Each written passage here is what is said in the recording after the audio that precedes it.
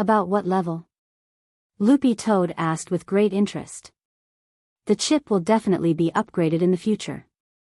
My current sense of smell is barely at the nascent soul stage, Wang Ming answered proudly. Loopy Toad thought this was already very awesome. It was rather unbelievable that an ordinary person could improve his sense of smell to the level of the nascent soul stage with a chip that could strengthen the sense of smell. But very quickly, Loopy Toad suddenly realized a problem and looked at Wang Ming in amazement. How can you see, little master? Wang Ling was now in his intangible state. But it was as if Wang Ming had seen Wang Ling and greeted him normally. Furthermore, this intangible state couldn't be cancelled midway. It had to wait for 12 hours to run out. So Loopy Toad was very puzzled. How could this guy see him? Wang Ming spread his hands, crouched down, and rubbed Loopy Toad's head as he sighed. If you've ever been stared at by a dead fish's eyes, even if he's completely invisible next to you, you can actually sense it through your sixth sense. In fact, Wang Ming preferred to call this feeling, BrotherCon intuition. Loopy Toad, Wang Ling. In this incorporeal state, everything Wang Ling touched would become incorporeal, including the collector in his hand, so he simply put it on the table and let Wang Ming pick it up himself. Take it, I'll look for you later if there's anything. Wang Ming sighed inwardly. When he got back this time, he would be locked up for a period of time. He couldn't go back on his promise to old Chi. The soonest he could come back again would be a month later. Ling Ling? Wang Ming put the collector away. He guessed that Wang Ling was sitting in the chair in front of the desk, so he stretched out his hand to feel Wang Ling's soft hair. In his intangible state, Wang Ling was completely invisible. No scientific instrument, cultivation spell, or eye technique would be able to detect him, and even his aura would disappear completely. But this intangible state could be touched. So when Wang Ming touched himself, Wang Ling sweated in his heart. He could actually touch himself like this. He suddenly wondered if Wang Ming had a pair of eyes that could only see him. Loopy Toad looked at Wang Ming and sked. You're really amazing, what's so special about it? I pretty much know his habits. Don't look at how I'm only grabbing his hair now, I can also pinch anywhere else. As he spoke, Wang Ming flexed his slender fingers and gestured as he spoke. The corner of Wang Ling's mouth twitched. In its heart, Loopy Toad started to sigh with emotion at the breadth and depth of Huaxiao culture. Although its language wasn't good, it still knew a thing or two about rhetoric and word analysis. The word pinch had been used well. Wang Ling had used precise words to deeply portray the inseparable and strong brotherly feelings between the two brothers. Unstained from the mud, untainted from the water, unenchanted from the ripples. It sounded very dirty, but in fact, it was a little elegant. By the way, what kind of trouble did you run into over there? Wang Ming returned to the topic at hand. He had originally just wanted to tease Wang Ling. Since he couldn't come back for a month, teasing him a little before leaving was simply too good. How could he normally have this kind of opportunity to tease Wang Ling up close? Loopy Toad didn't have anything to hide, and simply told Wang Ling about Immortal Jin Yuan and Wind Spirit. Wang Ming sked in amazement when he heard this. It turns out that this big shot Immortal Jin Yuan really does exist. I always thought it was just someone else bragging. Loopy Toad nodded. That's right, big bro, I was also very shocked. Wang Ming, but according to what you said, Immortal Jin Yuan's Wind Spirit was also a venerated immortal. It shouldn't have been easy to deal with, right? Why did you two come back in less than 30 minutes? Loopy Toad narrowed its eyes. Big bro, have you ever played a MOBA game? Wang Ming, Loopy Toad, have you ever seen a one-sided game last more than 30 minutes? Chapter 528. Zhai Yin had initially set a time limit for Wang Ming's visit this time, and couldn't stay at the Wang family's house for too long. However, they had already run out of time while waiting for him to use the collector to collect the energy source, but Zhai Yin hadn't come up to urge him. This was all thanks to Mother Wang's godly assistance downstairs. Two women in a play, as long as there was a point of entry, there would be a lot of topics to explore between them. After all, before Mother Wang had officially become a housewife, she had been Numinous Mother, a powerful novelist who had inadvertently taught 2 epic-level killers. Furthermore, she had a very high EQ and was very talkative. Once she started talking, there was no stopping her. It wasn't until Wang Ming came downstairs that Jai Yin realized that she had run out of time. Before leaving, Jai Yin added Mother Wang on WeChat. This was Jai Yin's private account, which Wang Ming also had. Jai Yin had forced him to add it. Jai Yin didn't have any WeChat moments. Apart from forwarding some major official announcements, she didn't have any private messages. After entering the research institute in particular, it had already been several months since she had posted anything new. "Thank you, sister." Standing at the door, Jai Yin gave Mother Wang a military salute. "You're welcome. Come by often when you have time." Mother Wang smiled, and as Jai Yin turned to leave, she said, "I wish you success." Jai Yin blushed, but Wang Ming felt baffled. She usually had a gloomy expression on her face, but now her cheeks were flushed. Wang Ming felt that Jai Yin was actually a little feminine at that moment. Although Wang Ming usually liked to joke about Jai Yin's gender, to be honest, Jai Yin was actually quite pretty. Both long and short hair were distinctive. Perhaps because she had been in the army for a long time, Jai Yin still liked to keep her hair short and unisex. It wasn't as short as a buzz cut, but it wasn't as long as the ear-length hair that women usually wore. When they got into the car, Wang Ming heard Jai Yin humming a little tune. He was startled and felt that Jai Yin wasn't herself today. "What are you and my aunt talking about downstairs? Why are you so happy?" "It's nothing, it's just a normal academic discussion." Jai Yin started the car and gripped the steering wheel, her face quickly returning to its usual cool demeanor. "Wang Ming, about what?" Jai Yin said succinctly, "Men." After hearing this, Wang Ming shuddered. "Then my aunt, what did she say?" "Auntie and I have discussed it in many ways, and we agree that if you want to capture a man's heart, you must first capture their stomach." When Jai Yin said this, she couldn't help glancing at Wang Ming out of the corner of her eye. "I was just talking to Auntie about the 2.0 upgraded version of the dragon pork chop. When we get back to the station, I'll fry it for you to try." Wang Ming was on the verge of tears. "Big sister.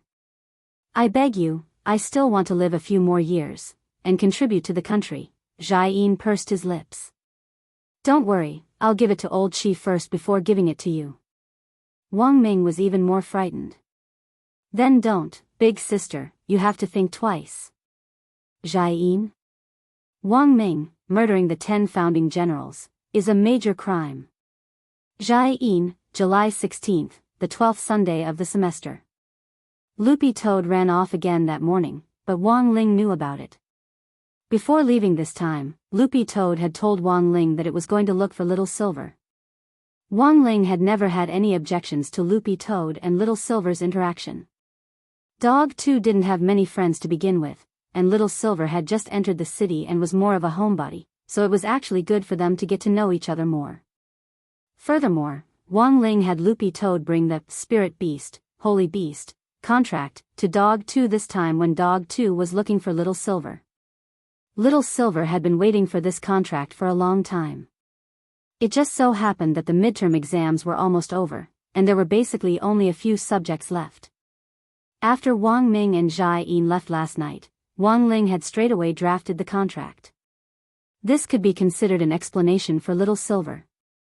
After the midterm exams were officially over next week and the district sports meet was over, there would be a very long period of leisure before the final exams.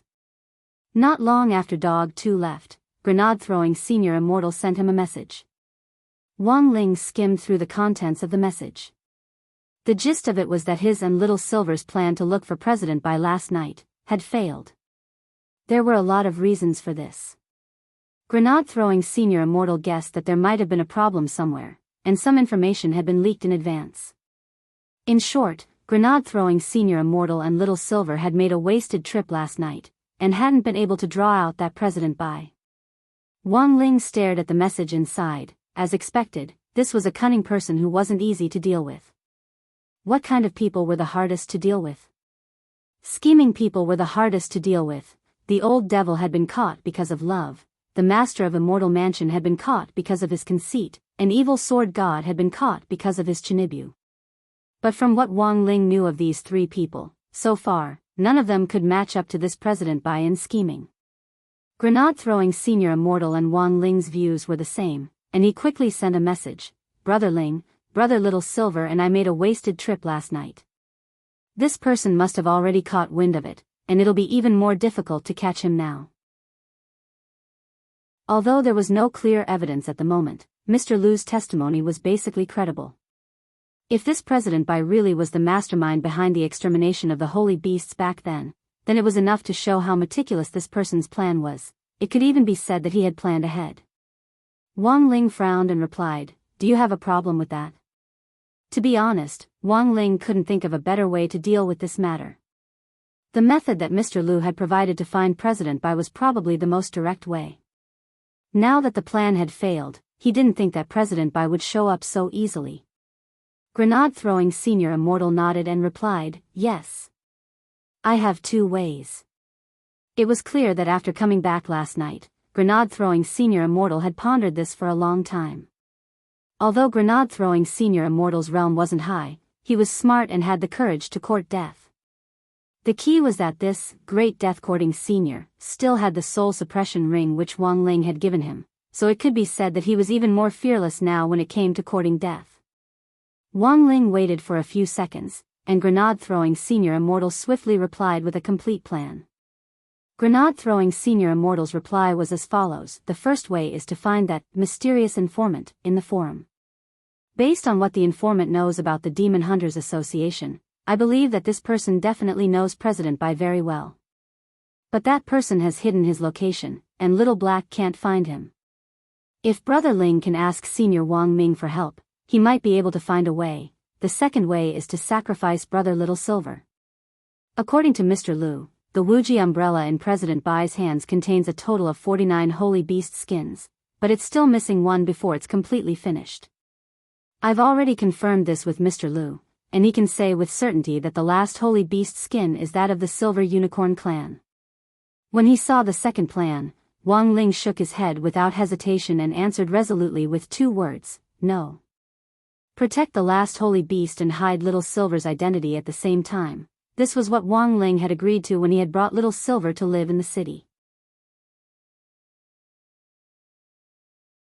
Chapter 529. Wang Ling's attitude was actually already very clear. This President Bai had to be caught. As the main culprit behind the extinction of the holy beasts back then, Wang Ling felt that his sins were already so grave that they could already be described as too numerous to count. However, tracking down and capturing President Bai had to be based on protecting Little Silver. This protection wasn't just for Little Silver's safety, but also for his personal information. Almost everyone now knew that the holy beasts were already extinct, and apart from those who had participated in the Immortal Mansion operation with him the last time, no one else knew Little Silver's true identity. Even the people in the group who had participated in the Immortal Mansion incident had all chosen to keep quiet after their return and hadn't leaked any information. Thus, Little Silver's identity was absolutely safe now. Wang Ling felt like throwing away a watermelon to pick up a sesame seed by revealing Little Silver's identity to lure out the master of Immortal Mansion. To be honest, Grenade-throwing Senior Immortal had completely expected this answer. He had actually guessed that Wang Ling would definitely answer like this. Ling Zhenren was a person who attached great importance to comradeship, and there were many times when people also habitually attributed this to fetters. Given Grenade-throwing Senior Immortal's understanding of Wang Ling, when he had first thought of this plan, he had already felt that it wouldn't work. As for why had he deliberately brought it up when he knew it wouldn't work? Actually, it had been Little Silver's one-sided request. Little Silver had always been looking for an opportunity to show off to his master. While Wang Ling had texted Grenade-throwing Senior Immortal in reply, Little Silver had been standing next to him, picking at his snow-white feet as he watched. The text was very concise and to the point, and could be said to have Ling Zhenren's unique style. Although it was a little short, Little Silver still felt deeply moved. I knew Master would definitely refuse. Grenade-throwing Senior Immortal was taken aback. If you knew, then why did you make me ask? This is a test. Little Silver said proudly as he crossed his arms and pulled out a stack of books from under his butt. Grenade-throwing Senior Immortal glanced at the covers. These books were How to Make Your Master Love You More, 100 Ways to Capture a Man, and When a Masochist Meets a Sadist. The third book frightened Grenade-throwing Senior Immortal. Damn. Brother Little Silver, you have feelings for Brother Ling? No, I wouldn't dare. Little Silver pulled his neck back. The third book is a bonus. Don't be fooled by the book's title. It's all serious college courses. Grenade-throwing Senior Immortal, what specialized course? Look, this page is full of them. Little Silver opened the book and pointed at the table of contents. I happened to read the study of wax dropping in the last few days. The corner of Grenade-throwing Senior Immortal's mouth twitched. Sure enough. Was it because he didn't study enough? Or had he graduated from university too long ago? Come to think of it, he has a double doctorate. But what is this wax drop study? Why hadn't he heard of it before? It's written in great detail, and it even describes the founder of this profession. Founder? The name is translated from English. I think he's a foreigner. The English translation of the name is Clay's Wax Dance. Grenade-throwing Senior Immortal suddenly felt old. The online chat continued. In that case, we can only think of a way to find the informant. Also, we need to strengthen Mr. Liu's protection, Grenade-throwing Senior Immortal quickly typed as he put forward his package plan. In addition to finding the informant, Mr. Liu's safety was now extremely important, because he was currently the only witness who could come forward to testify against President Bai in court. If something happened to Mr. Liu and President Bai wasn't caught, then there really would be no one to testify against him. Wang Ling texted Grenade-throwing Senior Immortal to send him the original link to the post, and he would try to ask Wang Ming to track down the informant. Little Black might be at his wit's end, but Wang Ming might have a way. At this point, there was no point in panicking. They could only wait for further information from Wang Ming on the search. Before closing the chat window, Wang Ling told Grenade-throwing Senior Immortal that Loopy Toad would come to his house later to look for Little Silver. Grenade-throwing Senior Immortal immediately replied very politely, by the way, it seems that this is Brother Dog's first time at my house, right? Don't worry, Brother Ling. I'll let the security guard know later, and they'll send a car to take Brother Dog to my door. Wang Ling stared at the screen for a long time, deep in thought. As expected, the high-end villa district was different. There was actually a special car to pick up visitors. Yet another classic case of people being inferior to dogs. This was Loopy Toad's first time going to Grenade-throwing Senior Immortal's home. Little Silver had in fact invited Loopy Toad to be a guest several times before. This guy already completely regarded Grenade-throwing Senior Immortal's house as its own home. Furthermore, from his online chats with Little Silver had actually discovered a lot of Grenade-throwing Senior Immortal's little secrets by staying at home all day. Of course, Loopy Toad didn't know exactly what these secrets were, because Little Silver had used these little secrets to get Grenade-throwing Senior Immortal to brush Grenade-throwing Senior Immortal's hair in his beast form. Furthermore, Grenade-throwing Senior Immortal didn't just brush Grenade-throwing Senior Immortal, but also give him hair conditioner. Grenade-throwing Senior Immortal had beautiful black hair to begin with, and he used about 2 bottles of hair conditioner at home every month, which was actually enough. Since Little Silver's arrival, hair conditioner had become another large daily expense for Grenade-throwing Senior Immortal. The difference was that previously, they bought it by the bottle, but now they bought it by the box. But Loopy Toad usually didn't think that Grenade-throwing Senior Immortal had any complaints. It felt that Grenade-throwing treated Little Silver like a younger brother. Although Little Silver was older than Grenade-throwing Senior Immortal, in the end, his mental development wasn't as mature. After all, this great death-courting senior was already recognized as a veteran in the circle.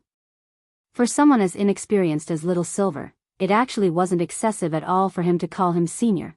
To be honest, Loopy Toad had thought that Grenade-throwing Senior Immortal's life would be pretty tough, but now that it thought about it, it felt that this guy was enjoying it. It really wasn't easy to raise such a monster who stirred up trouble at his side.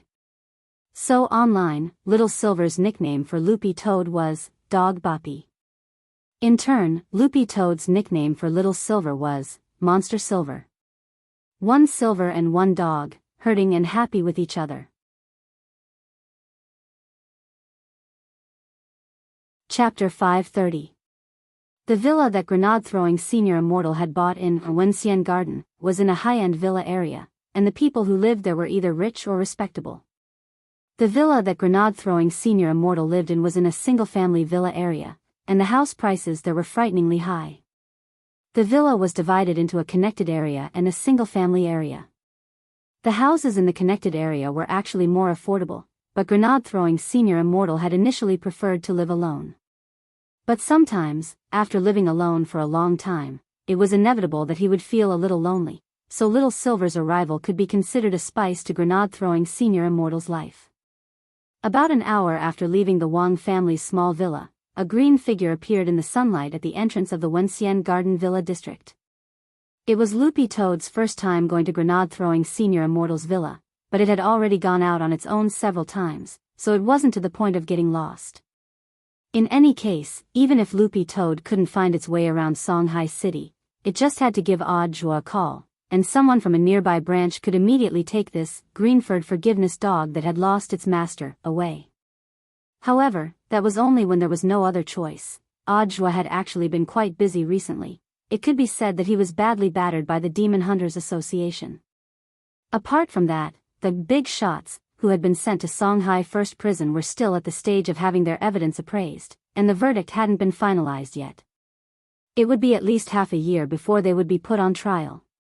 But that didn't mean that Audiobook had been idle during this half a year. He had also been a participant in the previous major events, and not only had he been a participant, he had also been the overall commander of the operation, and had personally approved all aspects of the process. Signature, stamp, review, and approval. Every step was the same, and only after the end of the first step could they continue. It hadn't actually been long since Audiobook had been apprenticed, but it really hadn't been easy for him to bear so much pressure. He had planned to prepare a birthday present for Wang Ming on Army Day on August 1st, and had actually been thinking about preparing a gift for Audiobook as well, which could be considered his first greeting gift since becoming Audiobook's apprentice. But he hadn't thought about what to give her. Loopy Toad waited for a while on the opposite side of the road from the Wenxian Garden Villa complex. It had already sent Little Silver a text message to ask him to come out and pick it up, but 10 minutes had already passed and there was still no sign of Little Silver. Could it be that this fellow didn't see it? Forget it, the corner of Loopy Toad's eye twitched, and it planned to use the old way to choose an outer wall and climb over it. However, the defensive measures of Wenxian Garden's high-end villa district were too good. It jumped onto the outer wall and stood on top of it, patting it with its paw. It found that there was a layer of transparent enchantment, like a glass cover. When it patted, it would make a peng peng peng sound. This hardness, it wouldn't even be a problem for it to withstand the bombardment of a soul formation cultivator. As expected of a high-class villa district, even the protective measures were so airtight. Loopy Toad walked several dozen steps to the side and realized that the outer wall of the villa was shrouded in a barrier that not even a bird could fly through. So, the plan to invade the outer wall had failed.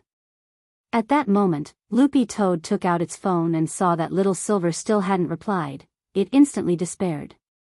Now that it had no other choice, it could only try to walk through the main entrance. Sighing in its heart, Loopy Toad jumped off the outer wall and walked through the main entrance again. But just as it reached the entrance, it was startled to realize that the way the security guards at the entrance were looking at it wasn't quite right. Is it, this dog? It looks like it, the two security guards spoke in low voices, but Loopy Toad could hear them very clearly. In an instant, Loopy Toad's mind was filled with cases of pet hunters pretending to be adults in the news to capture spirit beasts. For example, there were pet hunters who would pretend to be security guards in residential areas and capture unsuspecting spirit beasts strolling in residential areas. Could this be the Demon Hunters Association's revenge? The moment it met the security guard's eyes, Loopy Toad was almost instantly on guard. It turned out that this group of people had already set up a trap here and had been waiting for it. Loopy Toad instantly thought of a countermeasure. It had to think of a way to escape first. Furthermore, there was no guarantee that this group of Demon Hunters Association wouldn't block its way, so running away was useless. It had to seek help from an acquaintance. Grenade-throwing Senior Immortal's home was in the villa, so Loopy Toad had to find him first. So at this thought, Loopy Toad exchanged looks with the security guards and immediately raised its paw to point at the sky. Look! Mischievous blue moon. Maybe it was because these 4 words were too magical or too charming, but the security guards actually directly followed the dog's paw and turned around. Loopy Toad felt that it had tried this trick time and time again. It had used the same trick to deal with those Bone Dragon men from the Demon Hunters Association last time. The moment the security guards turned around, Loopy Toad tore off its lackeys and ran into the villa. When the security guards turned around, they suddenly thought of a few lines from a song. Looking forward to a stroke of luck and an impact. What a wonderful encounter. Over the top of the mountain and layers of white clouds.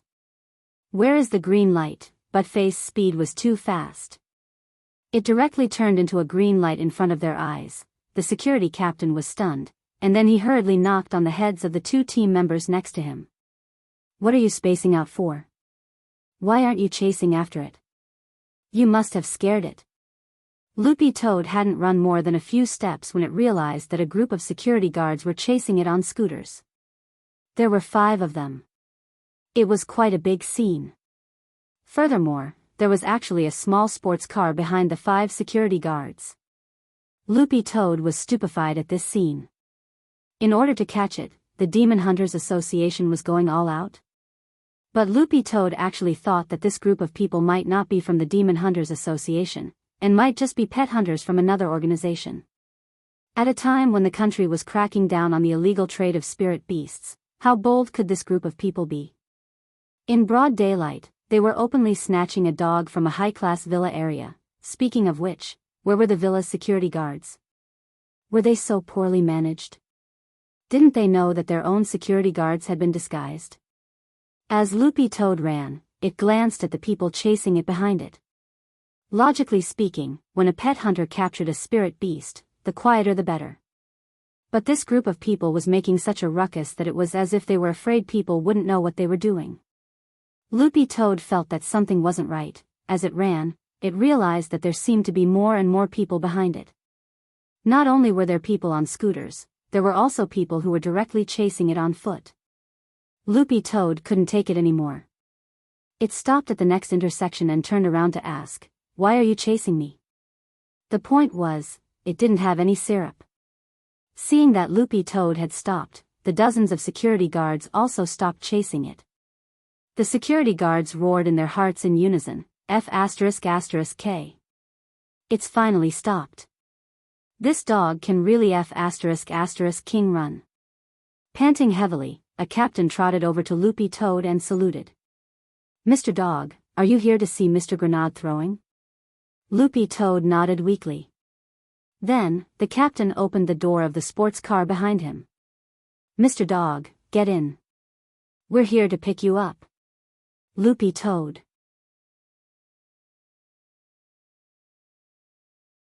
Chapter 531. To be honest, this misunderstanding was actually a little big, but Loopy Toad felt that it couldn't be blamed. As soon as it entered the door, several people had already stared at it maliciously. Anyone in its shoes would have misunderstood it. And the most important thing was that it had run away, but this group of people were still relentlessly chasing it, so it would have been strange if it hadn't run away. At that moment, Loopy Toad suddenly thought of a foreign prank show in which 100 people would be arranged at a street corner, and when a passerby passed by on the road, they would directly rush out and chase the passerby. This was the embodiment of instant awareness. Although they didn't know exactly what had happened, the first thing anyone would think of was to protect themselves first. When the squad leader drove Loopy Toad to Grenade-throwing Senior Immortal's door, it was actually still feeling embarrassed. Who knew that its first visit to Grenade-throwing Senior Immortal would cause such a mishap? When they entered the door, Loopy Toad saw the squad leader pull Grenade-throwing Senior Immortal into a small corner and give him a report on what had just happened. "Mr. Grenade-throwing, your dog, oh, it's not mine, it's my brother's dog. You're my guest today. So it's like that, the squad leader rubbed his head. Mr. Grenade Throwing, I think there's something wrong with your brother's dog's mental state. We wanted to say hello just now, but it seemed to be frightened. We chased it for a long time before we brought it here. Grenade Throwing Senior Immortal broke out in a sweat. Actually, he felt that he had been careless in this matter, since the recent turmoil at the Demon Hunters Association hadn't subsided. Although Brother Dog looked indifferent on the surface, it was highly vigilant when it was outside. Any unfamiliar gaze could make it suspicious. If he had known earlier, he wouldn't have had the security guards make such a big fuss, and would have directly told them to let him in. Thank you for your hard work. Grenade Throwing Senior Immortal took out a pack of Immortal Spirit cigarettes very politely. Give some to the brothers later. These cigarettes were quite expensive, and most people couldn't smoke them. However, Grenade Throwing Senior Immortal didn't have the habit of smoking. The cigarettes at home were given to him by corporate partners on the forum during the holidays, and there were still a lot of them piled up at home. Grenade Throwing Senior Immortal wasn't in a hurry to deal with them, and simply put them all at home to use as gifts. The captain didn't stand on ceremony. He immediately put on a smile and accepted the cigarette. Thank you, Mr. Grenade Throwing. This was actually very common in high-end villa areas. Although this cigarette was very expensive, it was only a tip of 10 to 20 yuan for the nouveau riche in the villa area. Grenade Throwing Senior Immortal waved his hand. It's fine, it's fine. If my friend's green-furred dog comes again, just directly open the gate and let it in. It will find me on its own. All right, Mr. Grenade Throwing. The squad leader nodded. Suddenly, he thought of something and said, "Oh, that's right, Mr. Grenade Throwing. Our villa area has a pet center that provides free medical assistance and psychological counseling services for the pets of the villa owners." Grenade Throwing Senior Immortal nodded. Of course he knew about the pet center. But he couldn't just say that his brother's dog had a mental problem. Thus, Grenade Throwing Senior Immortal simply said, "You don't have to worry too much about that. Have you heard about the Demon Hunters Association recently? That's why my brother's dog is more vigilant. It'll be fine in a few days." I see. The squad leader suddenly understood and then sighed. But Mr. Grenade Throwing, I personally suggest that you do some psychological counseling as soon as possible. Sometimes, being too tense isn't a good thing. Grenade Throwing Senior Immortal already didn't want to argue with this squad leader anymore, because he knew that the pet center in the villa area was currently holding an event. It was true that the owner's pet medical treatment and counseling were free, but some of the special services inside weren't free. Things like hair care, hair dye, and perm. Based on Grenade Throwing Senior Immortal's personal experience, he felt that if he continued to talk with this squad leader, the topic would eventually shift to applying for a membership card. Thus, Grenade Throwing Senior Immortal could only politely refuse. I still have to entertain it. Squad leader, please go ahead. Also, the pet center may not be able to help Brother Dog's mental condition. The squad leader, why? Grenade Throwing Senior Immortal casually made up an excuse. It was bitten by a dog before. He said it very seriously, and when he said it, he almost believed it himself. The squad leader, when he came back to his senses, Grenade Throwing Senior Immortal was already gone. When Loopy Toad entered, it noticed a hole on the first floor. This was the hole that Little Silver had punched out the last time Wang Ling had come. Grenade Throwing Senior Immortal hadn't patched it up, and had simply left it there. Then, Grenade Throwing Senior Immortal had smoothed out the edges of the hole a little so that it would at least look better. Loopy Toad poked its head into the hole and happened to see Little Silver sitting cross-legged on the broccoli sofa in the basement, meditating. No wonder he hadn't seen the text message just now. On the coffee table in front of the sofa was a crispy noodle snack bag which Little Master Ling had enchanted. Loopy Toad had just jumped into the hole when Little Silver let out a long breath and muttered, cultivation complete. So fast. Loopy Toad was stunned. Little Silver laughed. Master's crispy noodle snacks are really useful. I feel like my spirit energy has improved a lot again. Saying this, Little Silver shook the crispy noodle snack bag on the table, which was already tied up with a rubber band. I wanted to cultivate today, but when I heard you were coming, I took a small bite. I never thought that it would take me so long to digest Master's crispy noodle snacks. Little Silver licked his hands clean and licked the powder off his fingers. The corner of Loopy Toad's eye twitched. Why didn't you finish it in one go? Little Silver shook his head. In one go? How could I? I still have to catch up on TV shows tonight. Loopy Toad almost spat blood when it heard this. This was already developing into a nerd. Little Silver counted on his fingers. Think about it, I have to make time to eat every day, I have to make time to catch up on TV shows, I have to make time to read comics, and I have to make time to figure out how to make Master like me even more. Finally, I have to make time for grenade throwing to brush my fur, and now I have to make time to digest Master's crispy noodle snack to speed up my cultivation. Ah, there really isn't enough time. Loopy Toad, how much does it cost you? Little Silver waved his hand. Not expensive, just a few million. Speaking up to this point, Little Silver cast a glance at Loopy Toad. By the way, when can I move in with Master? Together? Don't even think about it.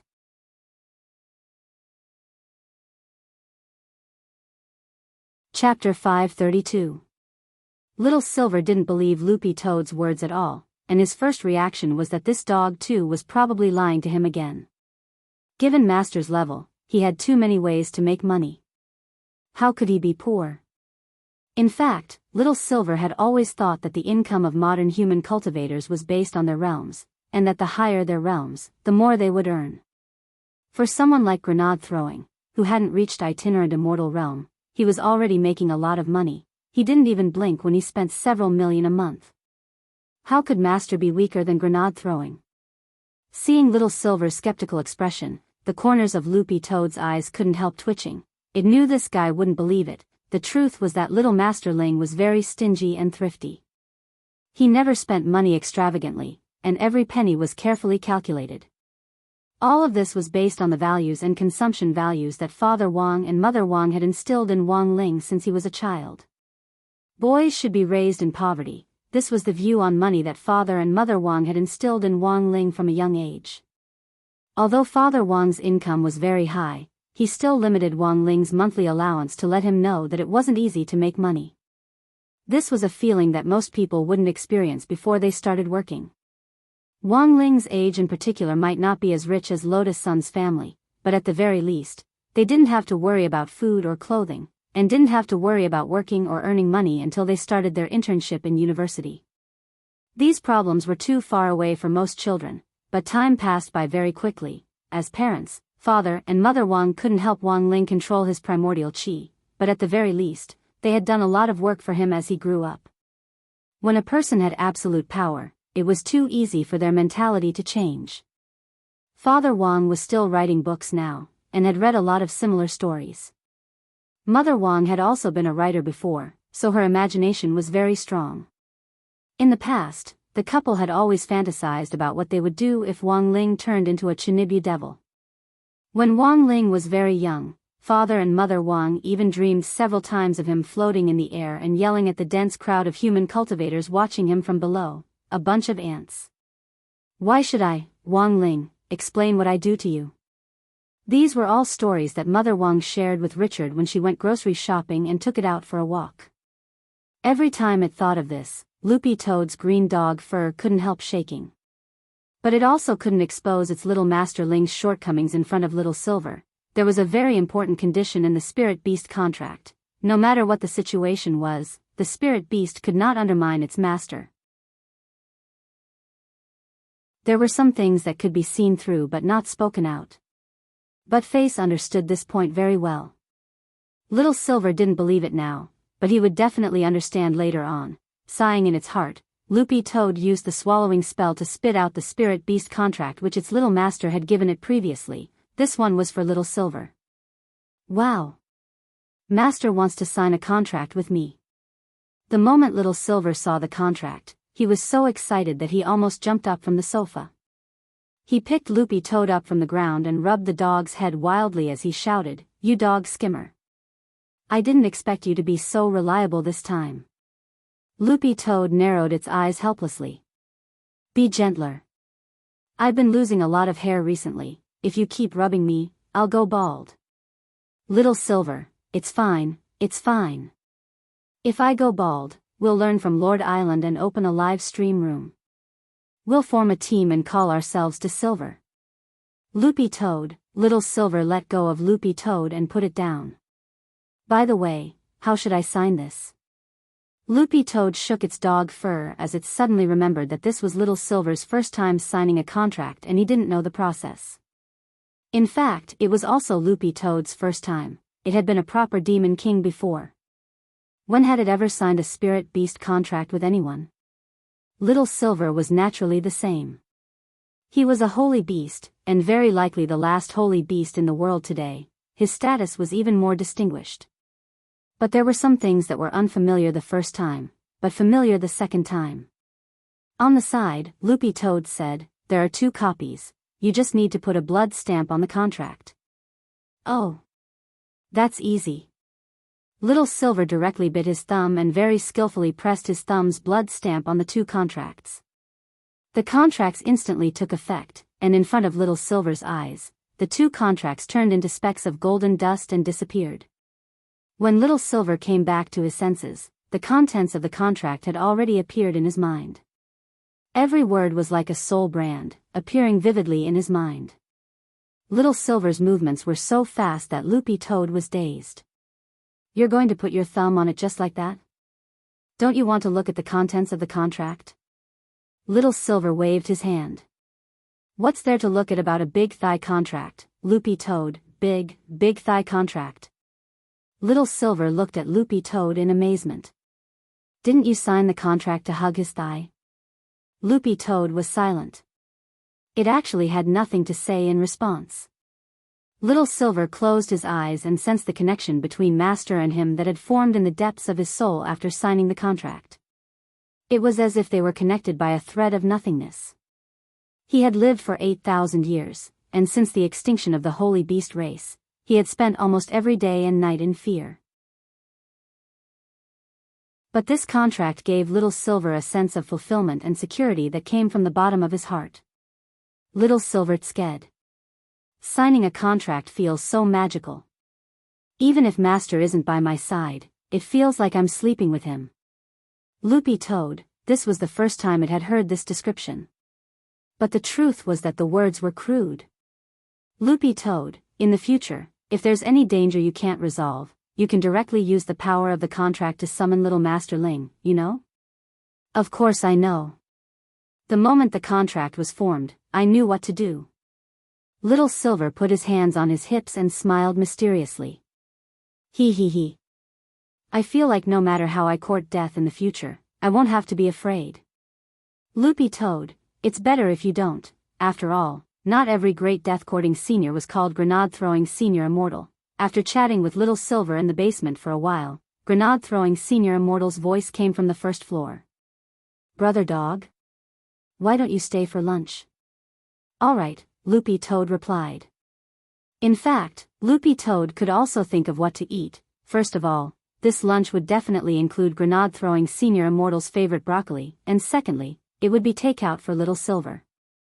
Sure enough, Grenade-throwing Senior Immortal replied very quickly, "I just picked broccoli here.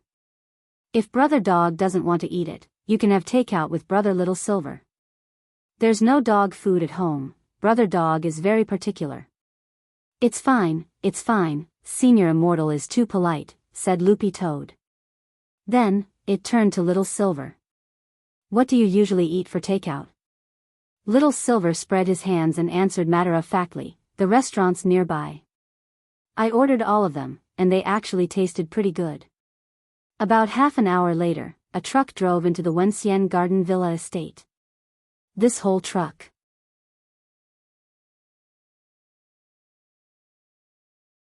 Chapter 533.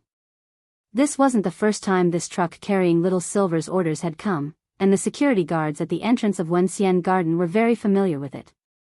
When they saw the license plate this time, they straightaway let the truck through. Of course, this truck wasn't a delivery service, but a third-party delivery person whom grenade-throwing Senior Immortal had specially hired. After Little Silver's orders were placed, the delivery person would drive the truck to pick up the food. The route was directly designed like the bus route, and the container on the truck had been specially modified so that there was no need to worry about the food getting cold at all. It would be delivered at the same temperature as it was received. When Loopy Toad followed Little Silver out to collect the orders, it saw an unprecedented spectacular scene. After the delivery truck stopped, the little brother in the driver's seat immediately ran to the back to open the container. Another little brother was sitting in the container, and the two of them helped to unload the goods. There were 10 boxes in total, and they were all filled with Little Silver's orders. Loopy Toad's eyes twitched at this scene. "How much did you order?" Little Silver shook his head. Not much. I've been on a diet recently, so I eat less. This is half my usual amount." Loopy Toad sucked in a cold breath. In the past, it could actually eat this as well. But its current body wasn't enough to support its appetite, so at this stage, Loopy Toad was still relatively frugal. It was said that after a spirit beast gained the power to take human form, its appetite would greatly increase. To be honest, Loopy Toad was actually a little worried. It was quite frugal now, but what would it do if little Master Ling couldn't afford to feed it in the future? The movements of the two delivery men were very skilled. The goods that were unloaded from the car were handled with care. Each box was also written with the brand name of the third-party delivery company, "No Soup Spills," which meant that during the delivery process, not a drop of soup would be spilled. If it spilled, they would have to pay 10 times the amount. Thus, the entire company's slogan was 4 words: "No soup spilled, you'll be compensated." Since these two little brothers had been in charge of delivering Little Silver's food this month, they were very familiar with him. After the goods were unloaded, one of the little brothers smiled and started to check the list with Little Silver. "Hello, Mr. Silver, thank you for using the No Soup Spilled delivery service. Now, let's check your order. 100 portions of spirit feather braised chicken rice, 200 portions of soup dumplings, 1,000 portions of octopus balls, 100 portions of hot and sour noodles, 500 portions of top-grade duck soup, 100 kilograms of devil fruit, 1 ton of Sea King seafood." The hot food is packed in layers, and each box has been expanded.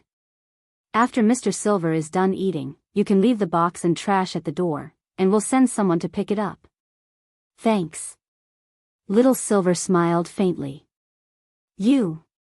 See you tomorrow." The two young men bowed, then got into the truck and drove away. With a wave of his hand, Little Silver put the 10 boxes away in his storage space. Based on Little Silver's way of eating, he would choose to eat them one by one.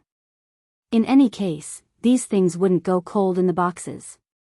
"Little brother." Little Spirit looped Little Ling loopy looped Little brother. "You eat, for me, filling my stomach is the most important thing. Nutrition doesn't matter at all." Little Silver sighed. "Apart from Master's crispy noodle snacks, other tonics have little effect on me. I get hungry easily after eating them, so I might as well not eat them at all." Loopy Toad couldn't refute this. After all, Little Silver was a holy beast. The holy beast heart and blood in a holy beast's body were natural miraculous self-healing medicines that could help a holy beast recover faster from serious injuries. However, it was also because of their blood that holy beasts were very resistant to medicine. In the past, those unparalleled holy medicines that could make holy beasts enter a state of abundant spirit energy had gone extinct one after another after the extinction of holy beasts. Hence, Little Silver had long since given up all hope on the market for these so-called holy medicines that could replenish spirit energy. These holy medicines were useful for human cultivators, but had limited effect on holy beasts. Eating them couldn't increase their strength, and they couldn't fill their stomachs, so they might as well order takeout. But seeing that Little Silver had ordered so much takeout, and this was only half the usual amount, Loopy Toad was extremely alarmed. "I thought holy beasts didn't have a desire for good food. What do you mean a desire for good food?" Little Silver seemed to have a problem with this term. "Only when you're full will you have the strength to cultivate. Those old cultivators in those health shows on TV talk about fasting, that's all nonsense. Loopy toad, Little Silver might have ordered a lot, but he also ate very quickly. Loopy toad was actually quite afraid of this. After all, its current body was that of a dead Akita, and Akitas weren't spirit beasts to begin with. Why could it cultivate? This was entirely because it had originally been a demon king's soul. Furthermore, Little Master Ling had actually helped it improve the Demon King Heart Sutra to a large extent for it to be able to cultivate to second class and transform its ordinary dog body into a spirit dog's body. However, even if it now had a spirit dog body, there were still all kinds of risks if it didn't take good care of itself. Little Silver ate very quickly. He opened the 10 boxes and gave Loopy Toad some food from each box before he started his gluttonous mode. In just half an hour, half of the boxes had already been emptied. Eating so fast isn't good for digestion. Also, it's easy to lose shape if you eat so fast. Loopy Toad poked a small octopus ball with its paw and chewed it slowly. Little Silver swallowed the thing in his mouth and wiped his mouth with a wet wipe. It's fine, I won't get fat. Loopy Toad. This was so annoying. Little Silver had ordered a lot of things for lunch, but it only took him an hour to finish them all. After eating, Little Silver leaned back on the broccoli sofa and picked his teeth lazily. Loopy Toad glanced at this guy's belly, which was still as flat as before, as if he hadn't eaten. It couldn't help sighing with emotion in its heart. What was a holy beast's stomach made of? Loopy Toad, why do I feel like you haven't eaten anything? Little Silver nodded slightly. Like I said, I only ordered half of the things today, and I even gave you some. I'm just barely half full. Loopy Toad. What F*** king half full? After eating and drinking to his heart's content, Little Silver finally thought of something serious. By the way, why did you come looking for me today? Dog 2 opened its mouth and spat out the bone king that Wei Ji had given it. Wei Ji had won this bone from the vice president of the Pet Trainers Guild, Crying Old Immortal. When Wei Ji had given it to Loopy Toad had smelled the blood of a holy beast on it. Loopy Toad had come today to ask Little Silver to help appraise this bone's origin. The moment Little Silver saw the bone, he couldn't help swallowing. It looks delicious. Are you going to make soup out of it?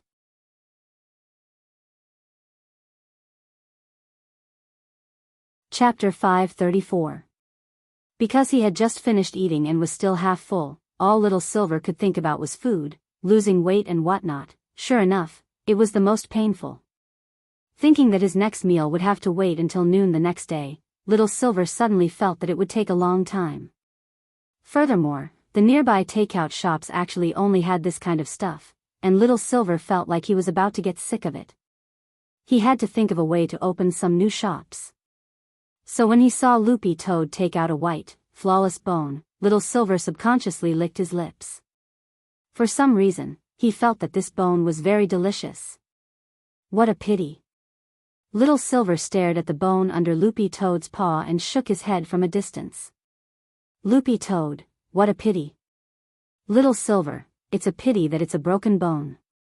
The joint was caved in by a huge force, and some of the marrow inside leaked out. Otherwise, I could stew it and stick a straw in it to suck out the marrow. Wouldn't that be delicious? When he saw that it was a broken bone, Little Silver's interest instantly drained away. Loopy Toad couldn't stand this guy anymore, and simply pushed the bone over to Little Silver's feet. Smell it carefully. It's just a broken bone, what's there? Although he said that, Little Silver still sniffed at Loopy Toad's instructions. But before Little Silver's nose could get close, his pupils suddenly contracted and his expression turned serious. Holy beast blood? Where did you get this? Loopy Toad instantly felt a lot more at ease when it saw Little Silver's reaction. At the very least, it didn't smell wrong, and this bone was indeed the bone of a holy beast. For one thing, Little Silver himself was a holy beast, so his reaction to holy beast blood was more intense than Loopy Toad's. After all, Loopy Toad had to stick close to the bone to be able to smell the slightest hint of a scent, but Little Silver could smell it with just a light sniff. Of course, if it was too far away, Loopy Toad wouldn't be able to smell it. This was because the bone had been cleaned, and it actually had the smell of crying old immortals Fenrir's saliva. A friend gave it to me, surnamed Way. He's a pet trainer, Loopy Toad answered truthfully. Oh, it's him. Little Silver remembered that Grenade Throwing had mentioned this person to him before. Furthermore, Grenade Throwing had actually been playing PUBG with Dog 2 yesterday. Why did he give you this? Where did you get it? Loopy Toad, actually, this bone isn't his. The vice president of the Pet Trainers Guild lost it to him, and the two of them made a bet. Then, the vice president lost, and the bone fell into his hands. This bone has a name, it's called Bone King. It was picked up by the vice president when he was out traveling. Little Silver, I see. After saying that, Loopy Toad stared at Little Silver. Can you tell where this bone came from? A moment later, he stretched out his finger and knocked on the bone, producing two crisp banging sounds. This sound was different from the sound of ordinary bones being knocked. It was actually a little pleasing to the ear. Cupping his chin, Little Silver stared at the bone and said in a low voice, judging from the color and hardness of this bone alone, it should belong to a land animal of the holy beast race. Furthermore, I'm 100% certain that this race is more afraid of water. If it's a race that comes in contact with water all year round, the sound of bones wouldn't be so crisp. It's obvious that this race likes to bask in the sun. So according to this condition, we can already eliminate many races. Loopy Toad hadn't expected Little Silver to actually have some skill. This had indeed already eliminated a lot of holy beast races. Like to live on land, fear water, love to bask in the sun. While Little Silver was thinking, Loopy Toad was also thinking in its heart. Although it had some guesses, it didn't directly say them out loud. It was afraid that doing so would interrupt Little Silver's train of thought. After a few minutes or so, Little Silver frowned and his eyes glowed with golden light. This was a holy beast's holy eye, which was different from an ordinary cultivator's heavenly eye and immortal genuine's immortal eye, and was unique to holy beasts. An ordinary cultivator's heavenly eye was used to separate the false from the true, and could detect all kinds of illusions. The heavenly eye's strength would gradually increase as its realm increased. Above the heavenly eye, the eye that cultivators of the present world could reach by relying on their cultivation was the evolved, immortal eye. The strength of the immortal eye lay not only in its ability to separate the false from the true and detect illusions, but also in its ability to control the overall situation. It could also be used to set up illusions and even manipulate meteorites. This was the power of a true immortal. Apart from this, there were also a lot of other eyes in the cultivation world. For example, evil sword gods, purple investigative demon eye was one of them. Other eye techniques had different effects, and other eyes could only be created among cultivators. For example, the purple investigative demon eye had the ability to see the end of the world, which could tear through space and penetrate tens of thousands of li, allowing the wielder of the demon eye to travel freely. However, the vast majority of other eye users would become sacrificial victims. In the past, there had been too many cases of other eye users being targeted by almighties and having their eyes forcibly plucked out.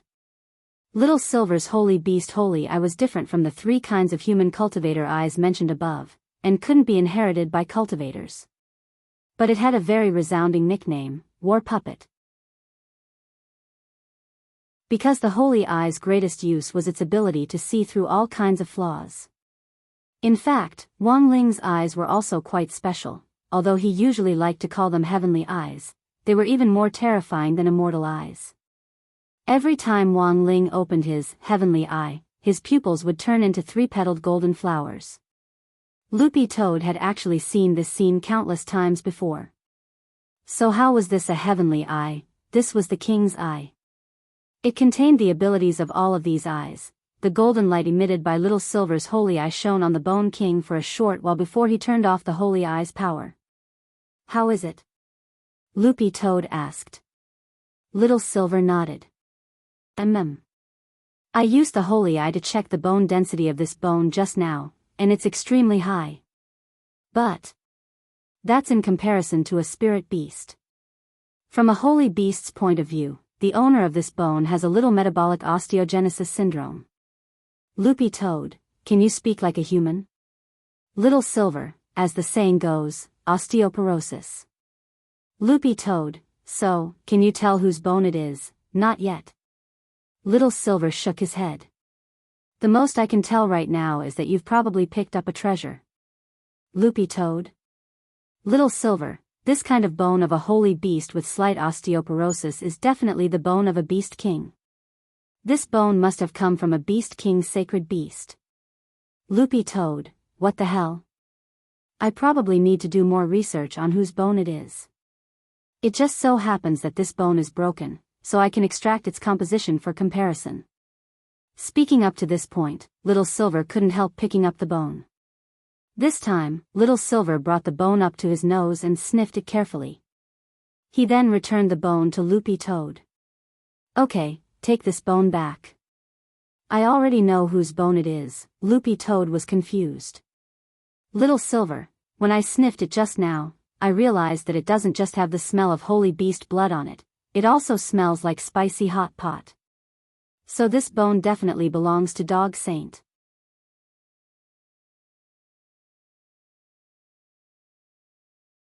Chapter 535. Little Silver's expression was very serious when he said this, and Loopy Toad realized that he definitely wasn't joking. Furthermore, putting together all these characteristics, it seemed that the owner of this Bone King had already completely overlapped with Dog Saint. Actually, it made sense why crying old immortal's Fenrir liked this bone so much. Fenrir was a western devil beast, but in the end, it was still a dog. Furthermore, this bone belonged to Dog Saint, so there was no reason for it not to be excited. Thus, Loopy Toad didn't doubt Little Silver's words at all. After all, when Dog Saint had been eaten, Little Silver had been hiding in the sacred dog clan's depository of Buddhist texts. As he watched Dog Saint being turned into a spicy hot pot, he had strongly condemned and protested in his heart on behalf of all dog lovers as he drooled. Ever since the massacre of the holy beasts, the news of the holy beasts had been cut off a long time ago. Over the years, many cultivators who were traveling outside had picked up a lot of broken bones that were suspected to belong to the holy beasts, but these broken bones had been collected and sealed in the museum. As for why such a large Bone King had slipped through the net, Loopy Toad thought that it probably had to do with all kinds of coincidences.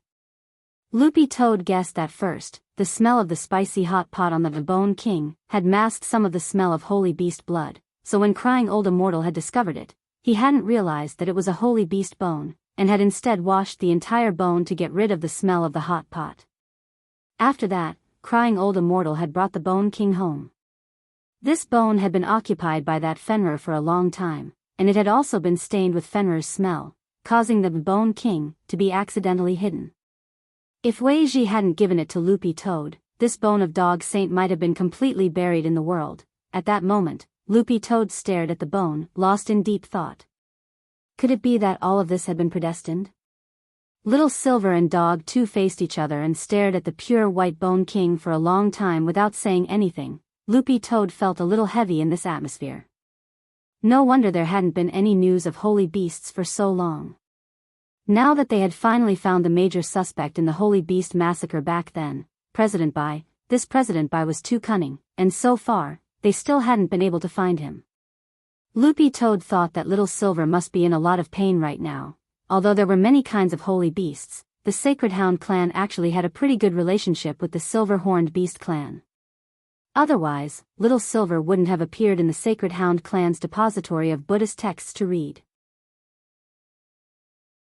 Thus, when Dog 2 saw Little Silver staring at the bone with a despondent look on his face, he couldn't help but stretch out a paw and pat Little Silver's shoulder. The dead are gone, my condolences. It didn't know how to comfort Little Silver. After all, he was just a forgiveness dog, not a comfort dog. You don't need to comfort me. I'm not that sad, it's already in the past. Little Silver crossed his arms and said, my biggest wish now is to cultivate by Master's side. The second is to hurry up and catch that rumor-mongering President Bai, so that we can give our holy beast clan an explanation. Loopy Toad felt that Little Silver's words were actually quite ambitious. But why do I feel like you're very sad? Little Silver stared at Dog Bones and pursed his lips. How am I sad? I was just thinking about a very profound question. Loopy Toad, what question? Little Silver, I was thinking, when that group of people turned Dog Saint into a spicy hot pot back then, what kind of seasoning did they use? Why hasn't the spicy smell dissipated after so long? Loopy Toad.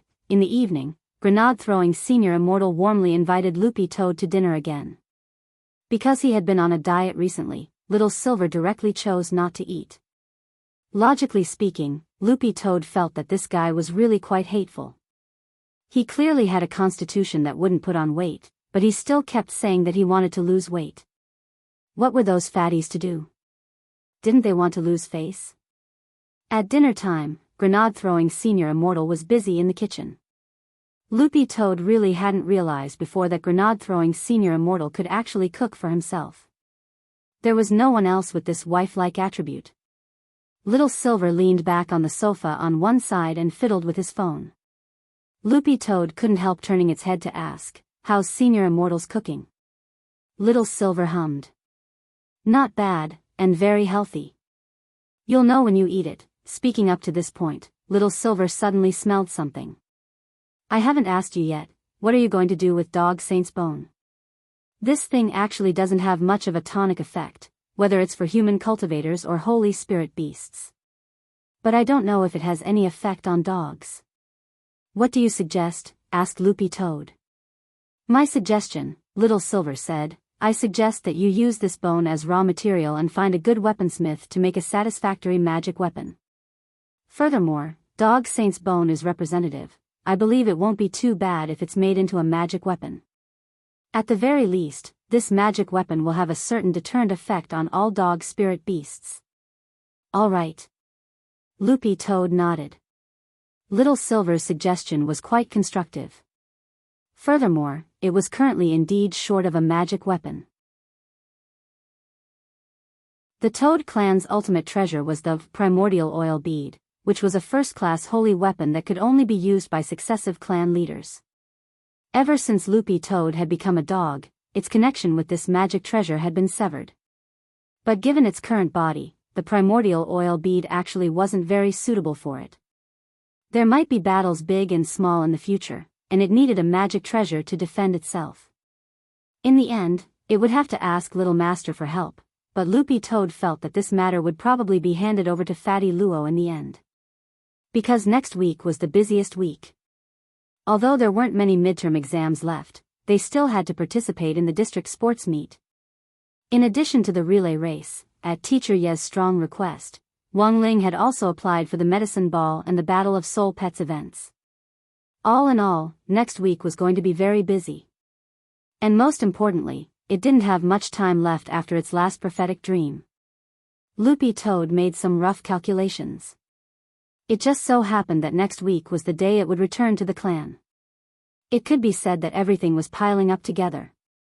Loopy Toad also had a vague feeling that it was a pain in the ass. "Let's eat." At that moment, Grenade-throwing Senior Immortal came out of the kitchen with a tray in each hand. This was the healthy feast that Little Silver had talked about tonight: broccoli egg drop soup, stir-fried broccoli, wine broccoli, broccoli tempura, chicken stew with broccoli.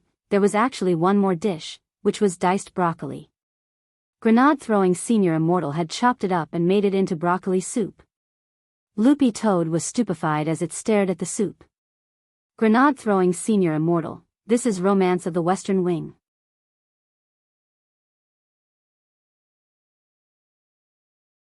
Chapter 536. Loopy Toad had seen the information on the Battle of Spirit Beasts this time.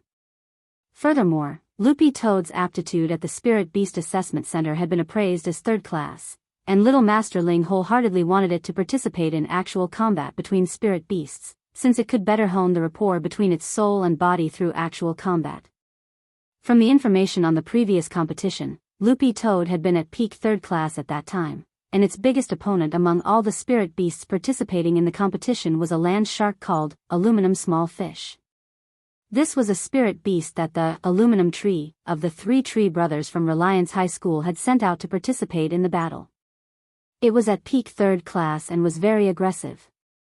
Furthermore, it was amphibious and could fight in a variety of environments. Loopy Toad had been wondering how it should attack in a situation where the other party had an advantageous terrain. But now, this concern was completely dispelled. Because who knew that a week later, after soaking in Little Silver's holy beast blood, it would suddenly advance to second class. Refining the Bone King into a magic weapon still had to be considered at length. After all, the raw material was the bone of a holy beast, and a beast king at that, so refining it wouldn't be easy. Little Master's great weapon refining spell was certainly convenient, but Loopy Toad actually couldn't handle an offensive magic weapon that was too powerful. In this case, it usually required a custom-made player like Fatty Luo to step in. It was July 17th on Monday in the 13th week of the semester. Because the midterm exams were coming up soon, Teacher Pan was always the first to arrive at school these days, and then stood guard in front of the dais like a great Buddha. According to Dopigua's description, it was as if Teacher Pan's but had been nailed to the chair, except for her hands and eyes. It was as if all her other organs had been petrified.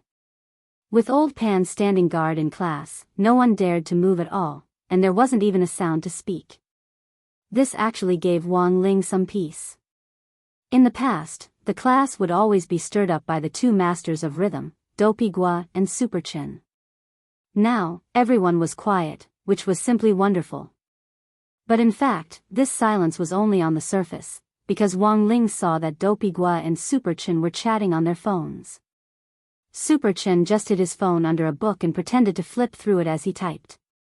Dopigua was even more ruthless. He bought a very thick cultivation dictionary, dug a hole in the middle of the dictionary that was just big enough to fit a cell phone, and directly embedded the cell phone inside. Wang Ling, when he was at school, his wristwatch was always turned off, and he basically didn't check it. Super Chen and Dopigua were chatting happily in the private chat window, and Wang Ling didn't join in. In any case, Dopigua was right next to him, and he could see out of the corner of his eye what they were talking about. This was a group chat that Dopigua had created. Wang Ling looked at the number of people online. There were actually quite a few of them. Super Chen, what about Wang Ling? Did you pull him in? Dopigua, he is reciting English beside me. He probably won't look at the group chat, but he might be spying in the dark. Wang Ling, Super Chen sighed. What about Lotus Sun? Aren't you going to pull Lotus Sun in? Dopigua shook his head. This is our men's group. I won't add you. At that moment, Little Peanut sent a message. Both of you better stop. I think Old Pan might have noticed just now. You two are on your own, Super Chen sked. Peanut, you're too timid, with the book in the way, it's fine. As soon as Old Pan steps off the dais, I'll immediately put my phone away. The whole thing took less than 2 seconds. I specially trained it at home. Little Peanut, Dopigua, saying this, Super Chin couldn't help asking, what about you guys? Where do you hide your phones? Dopigua, hee, this master's phone is flawless. I dug a hole in the dictionary, and embedded it in the dictionary. Super Chin couldn't help sending a thumbs up. Damn, awesome, big bro. Dopigua, I wonder where Lotus Sun puts her phone when she's playing with it. At that moment, Little Peanut couldn't help saying, his dad is a school board member. Old Pan won't care, Super Chin and Dopigua, society, Little Peanut. Do you know that the essay Lotus Sun wrote for her senior high school entrance exam is still in the exhibition hall of selected essays? The title is My Dad, CEO of Huagua Water Curtain Group, one of the top 100 companies in the world. Super Chen and Dopigua, we can't afford to offend her. Unlike Super Chen and Dopigua, Little Peanut stealthily took out his phone from under the table to look at it. Because he was the commissary in charge of studies and was sitting in the first row, Teacher Pan wouldn't look in his direction. But under normal circumstances, Little Peanut wouldn't take the initiative to play with his phone. As the commissary in charge of studies, he had to set an example. As for why he had popped up in the group chat today, it was purely because he felt that something wasn't right about Old Pan's aura, and wanted Dopigua and Super Chen to put their phones away quickly. Little Peanut, both of you can stop. Old Pan really noticed it. I'm done, I'm turning off my phone. I'm scared. After saying this, he saw that the number of people online in the group chat had dropped by one. Little Peanut really had turned off his phone. Super Chin snickered. Su Xiao, this coward, dopigua, hee, did he forget to add a JPEG to his scared? Just as the two of them finished typing, a murderous aura suddenly rose in the class. BZZT. In a split second, everyone felt cold sweat trickle down their backs. For a moment, Super Chin and Dopigua were stupefied and completely forgot to put their phones away. It could only be said that Teacher Pan was in the end Teacher Pan 1. As a pioneer teacher at number 60 high school, Teacher Pan's movements were really too fast. From the eruption of her aura to getting up, and then to pulling down all the curtains in the classroom. In the end, she turned off the lights in the classroom. Her entire movement was as smooth as flowing water, and actually took less than half a second. Why was old Pan so familiar with it? It was very obvious that she was already a veteran of 100 battles. Teacher Pan had used this trick more than once on the students of previous cohorts, and it had worked every time. Furthermore, she had become increasingly proficient at it. The moment Teacher Pan turned off the lights, all the lights in the classroom instantly went out, forming a sharp contrast with the light on Dopigua's and Super Chen's phone screens. The screens weren't very bright, but the contrast was still very obvious on their faces. Right after that, Teacher Pan swept her gaze over everyone in the class. Now, those whose faces are glowing, come to my office.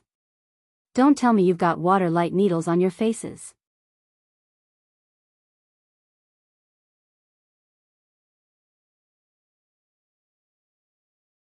Because it was midterm exams, old Pan miraculously did not call for her parents this time. She only gave a verbal warning. Then, he took away their phones, stipulating that they would only be able to redeem them if they got into the top 5 in the class in terms of total scores this time. On one hand, old Pan was worried that calling their parents would affect their mentality for the exam. On the other hand, this was also one of old Pan's teaching techniques. She was used to calling their parents during tastings, but one day, she suddenly stopped. Instead, it made people feel as if old Pan had found her conscience. Furthermore, he didn't think the requirement to be in the top 5 was too high. After all, there were only 15 people in the class. Most importantly, the gap between the first and last place in grade 1, class 3 was not too big. Everyone was an elite, and the top students did not compete on their grades, but on who could make fewer mistakes during the exam. During the afternoon self-study session, Teacher Yihan, who taught PE, specially came to the class to look for Wang Ling. Actually, during the morning self-study session, Wang Ling had already noticed Teacher Ye's figure swaying at the classroom door, but he hadn't dared come in at that time, because Teacher Pan's aura was too strong, like a Buddha standing guard in front of the dais, which made Teacher Yi feel uneasy. Wang Ling could roughly guess why Teacher Yi had come. He guessed that there was an 80% chance that something had happened at the district sports meet. This time, Wang Ling was taking part in 3 events: the relay race, the medicine ball race, and the Battle of Soul Pets. Although the Battle of Soul Pets was also part of the district sports meet, it was actually just an entertainment event for the sake of good luck. At the door of the classroom, Teacher Yi was holding a timetable which had just been finalized by the district, which detailed the dates of each major competition event. However, there were 2 events on the timetable that conflicted with each other. The medicine ball event and the Battle of Soul Pets event were arranged together. Number 60 High's spirit beast participating this time was already confirmed to be Loopy Toad, and there was no way it could be changed midway. However, Wang Ling still had to participate in the medicine ball event, so Teacher Yi felt a little headache coming on. That's the situation. Student Wang Ling, I'm here this time to ask Student Wang Ling if you know any friends who can take your place in the Battle of Soul Pets event. The score for the Battle of Soul Pets event was very low, and there was no way Teacher Yi would ask Wang Ling to give up the higher scoring medicine ball event for this event. So at this time, the only way was to find someone to take Wang Ling's place and direct Loopy Toad in the battle without affecting the flow of the major competition, so that they could get points for both events. This was a unified process arranged by the district, and there basically wouldn't be any conflicts between the major competitions. In fact, the main reason was that number 60 high didn't have a lot of contestants. A lot of contestants like Ling Jinren were competing in more than one event, and couldn't adjust at all. Number 60 high was still in the process of being promoted from an ordinary high school to a key high school in Songhai City, so the ranking in the district sports meet this time was very important. During the afternoon self-study period, Old Pan was relatively lax. Since they had already finished 2 exams that morning, the students were usually free to do whatever they wanted at noon. Everyone in class had clearly heard what Teacher Yi had said to Wang Ling at the door. Hearing that it was because of the time conflict, Dopey Guo was overjoyed and rushed out of the classroom. Teacher, I can find someone to take Wang Ling's place in the Battle of Soul Pets. You? Can you do it? Teacher Yi gave Dopey Guo a look. Super Chen slowly walked out of the classroom and echoed, Teacher Yi, you don't understand the situation at all. Dopey Guo might really be able to do it. Who in class didn't know that Dopey Guo had uncles all over the world? Dopey Guo, I have a little uncle who's actually only a few years older than me. He's a pet trainer. He's amazing. Teacher Yi broke out in a sweat. Pet trainer? You'll have to pay, we don't have enough funds, so it's best if we join as friends. We can't afford it. Dopey Guo, no need for money. That person's surname is Wei, and Loopy Toad also knows him. I heard that they get along pretty well. Wang Ling knew that Dopey Guo was recommending Wei Ji at that moment. Actually, even if Dopey Guo hadn't said it, the first person Wang Ling had thought of was Wei Ji. Teacher Yitzked. Isn't your surname Guo? Why is your uncle's surname Wei? Dopey Guo was startled.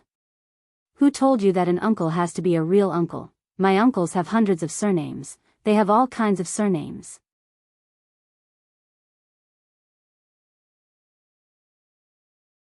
Chapter 538.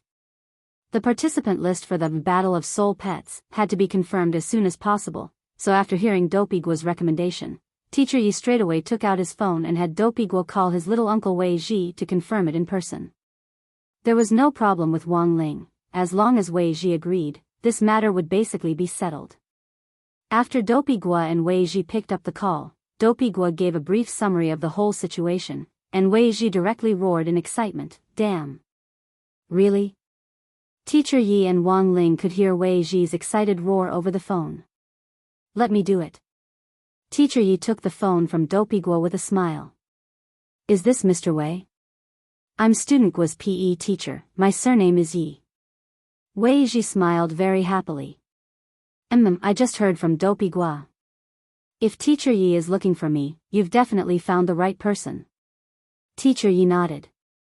"Are you really a pet trainer?" Wei Ji hummed in acknowledgement. "That's right, I'm really a pet trainer."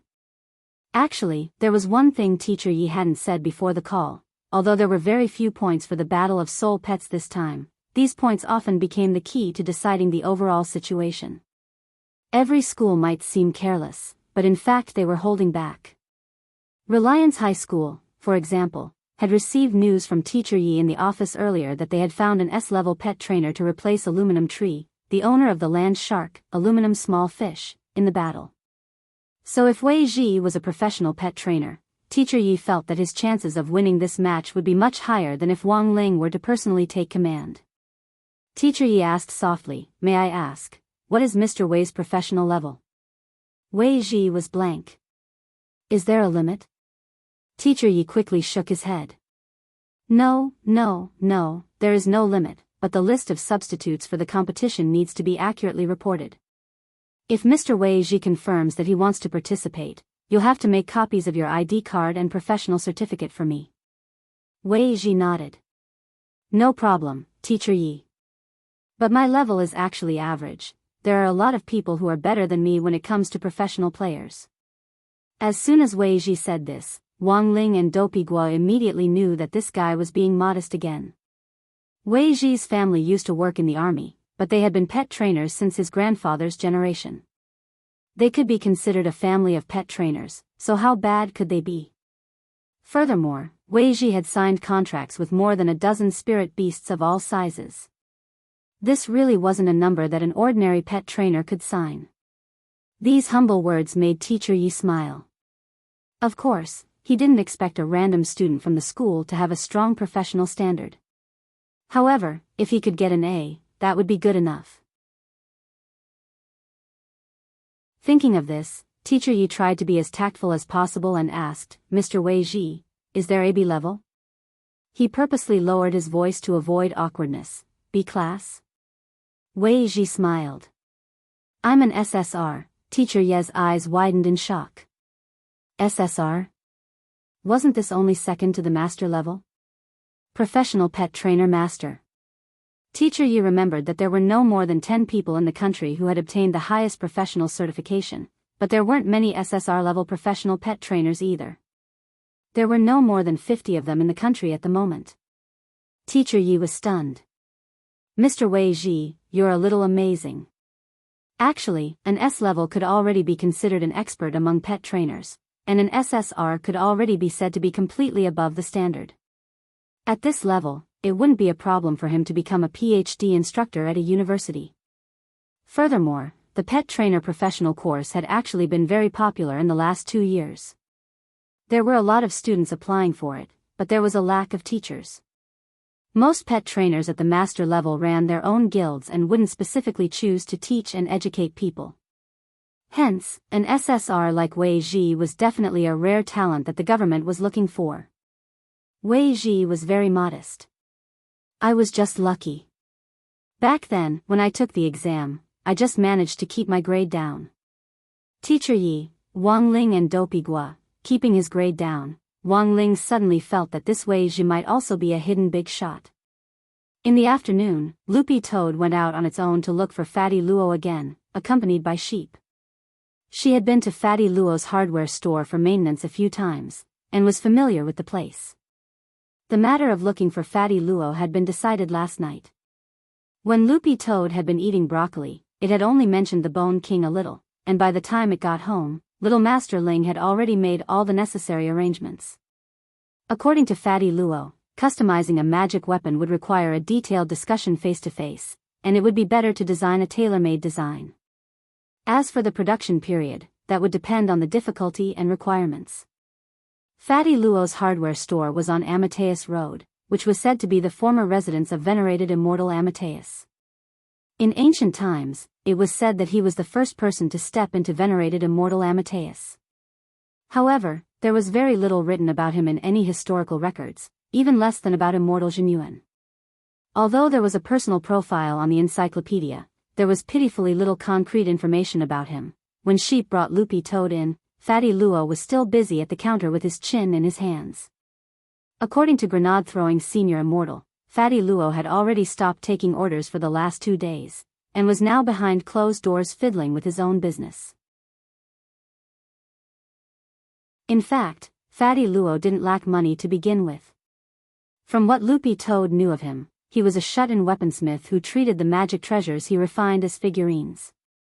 Because Grenade-throwing Senior Immortal had told Wang Ling in advance that Loopy Toad was coming, Loopy Toad directly pushed the door open when they arrived at the shop, which was unlatched. Fatty Luo didn't even raise his head as he studied a map with a magnifying glass. After a while, he sighed. I'm just short of one more material, and I'll have it all." "What material?" Sheep climbed directly onto the counter. Fatty Luo glanced at Sheep's little pink dress. The enhanced paint he had applied the last time had indeed been pretty good. Sheep's body was still as bright as before, and she looked even more natural than when he had painted her a few weeks ago. Loopy Toad also jumped up and moved closer to look at the map in Fatty Luo's hands. "A map of Devil Valley?" Fatty Luo couldn't help asking, "You know about it?" His heart trembled. When all was said and done, this was Ling Jinren's dog. It was quite knowledgeable. Loopy Toad nodded. In fact, it had heard Grenade-throwing Senior Immortal mention this a long time ago. Devil Valley was a secret land that opened once every 100 years, but it was actually more of a ruin than a secret land. There were many rare resources in the Devil Valley ruins that couldn't be found in the current world. In the outside world, a lot of people thought that Devil Valley was a secret land set up by an almighty, but after Little Silver joined the team, everyone had a much clearer idea of Devil Valley. The truth was that this Devil Valley ruins actually had a lot to do with holy beasts.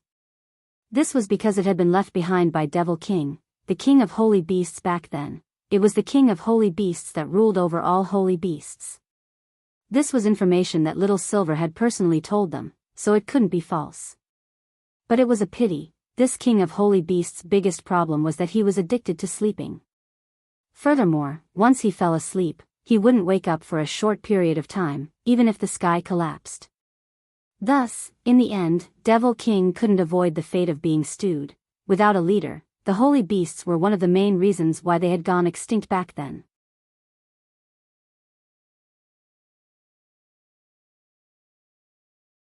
Chapter 539. Therefore, Devil Valley actually had an unknown nickname, Beast King's Ruins. Little Silver was the only one who knew this nickname before. As early as a month ago, Fatty Luo had already entrusted grenade-throwing Senior Immortal and Little Black to monitor the fluctuations in the Devil Valley remains. However, he was only able to capture a slight fluctuation, so he couldn't be completely sure. Like grenade-throwing Senior Immortal had said, if they wanted to enter this Beast King's remains, they would need some lucky chances. Furthermore, once Devil Valley opened, cultivators from all over the world would think of ways to enter the remains, which contained all kinds of extinct resources. Fatty Luo's goal was very clear. He wanted a 1,000 dried bone. Because of this, he had been worrying about it for a whole month. "Where did you get this map?" Loopy Toad asked. "I bought it from a treasure map merchant." Fatty Luo said, "There's something you don't know. Ever since Beast King's remains Devil Valley was detected the last time the fluctuations were detected, it has been fermenting. Now, all the countries at home and abroad that have the technology to monitor spatial fluctuations are keeping an eye on it. Furthermore, based on historical records of Beast King's remains, the entrance to Devil Valley is only open within Huaxiao Nation's borders. In order to prevent foreign forces from infiltrating, domestic visas have been much stricter recently." Loopy Toad nodded slightly. After all, Beast King's remains contained resources that were already extinct in the present world, so it wasn't surprising that so many people were fighting over them. "Actually, I'm afraid of those foreign forces that have illegally entered Devil Valley in order to fight for its resources. The cultivation system of Western cultivators is slightly different from ours. Now that we're in an era of peace and they're thinner, I'm afraid they'll be harder to deal with." Fatty Luo looked at the treasure map and pondered. Loopy Toad pursed its lips. Judging from Fatty Luo's attitude toward this matter, he had already gone all out. Treasure map merchants had always prioritized profit above all else. Fatty Luo had clearly spent a lot of money to obtain this map of Devil Valley. But in fact, this map was not the entire map of Devil Valley. It was only drawn by the map dealer based on the confessions of the cultivators who had gone to Devil Valley and walked out safely. According to Little Silver, Beast King's remains was very big and full of danger. As the king of beasts, Devil King had put a lot of effort into building Devil Valley back then. This was because the purpose of establishing this Devil Valley was actually to build a Beast King tomb for the Devil King himself.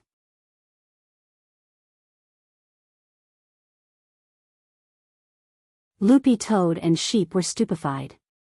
After Fatty Luo said this, Loopy Toad felt like its entire body was in trouble. These big plans are still in the preparatory stage. Of course, the most important thing right now is to design a suitable scabbard for Lord Jinka. Fatty Luo put away the script in his hands with a very pleased expression on his face. "Don't reveal any spoilers for now, although I can already tell from the expressions on your faces that my movie will definitely explode at the box office in the future." Loopy Toad sucked in a cold breath of air as it listened. It didn't know if the box office would explode or not, but the people who watched the movie would definitely explode. But given Fatty Luo's innate sense of humor, there was a chance that this movie would really be a hit. "By the way, you came to me this time to customize a magic weapon, right? Can you show me the materials?" Fatty Luo looked at Loopy Toad as he returned to the topic at hand. Loopy Toad directly spat out the Bone King, and Fatty Luo's eyes instantly lit up. "My God, this is the bone of a holy beast. Grenade-throwing senior immortal had actually already explained the specifics to Fatty Luo last night, but when Fatty Luo saw the bone, he couldn't help trembling all over and even blushing a little. Loopy Toad already didn't have the energy to ridicule Fatty Luo's orgasmic face. It was really an eyesore. Loopy Toad, didn't you already know last night? How can hearing it and seeing it with my own eyes be the same? Fatty Luo clicked his tongue. An excellent artificer will only respond to two things. One is a first-rate magic weapon, and the other is high-quality raw materials. There aren't many magic weapons and raw materials that can make my face flush. Suddenly, Loopy Toad asked, then what about Jinka? The moment it asked this question, Loopy Toad actually already regretted it. Fatty Luo stared at Loopy Toad and smiled slightly before he whispered in its ear, to tell you the truth, brother dog. I got hard at that time.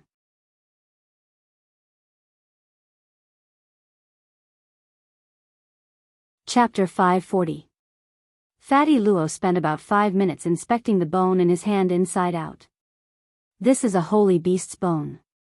The surface of the bone is smooth, and it's been preserved very well. He couldn't help sniffing it. And I don't know why, but I seem to smell a hint of wildness on it. It's been so long, but there's still the smell of a dog on it. Loopy Toad, before I got this bone, a Fenrir hugged it and licked it every day. Cough, cough. Fatty Luo looked a little embarrassed as he stared at Loopy Toad and asked, brother dog, what do you think about custom-made magic treasures? The most important thing is that it's easy to use. Also, this is Dog Saint's bone, so it's best if it's representative when you design it. It would be best if it could be multifunctional. Loopy Toad replied. Alright, I have a rough idea. Fatty Luo stroked the bone and waved his hand with a smile. You can pick it up the day after tomorrow. I just had a super awesome idea. I guarantee you'll be satisfied. The day after tomorrow? So soon. This speed was a little beyond Loopy Toad's understanding. As technology advanced nowadays, it was already possible to combine relevant calculations when refining magic treasures to greatly increase the success rate and reduce the refining time. However, in order to refine a holy beast bone into a magic treasure in less than 3 days, it would be extremely difficult. Admittedly, Fatty Luo's skills were acknowledged in the circle as good, but this speed was a little exaggerated.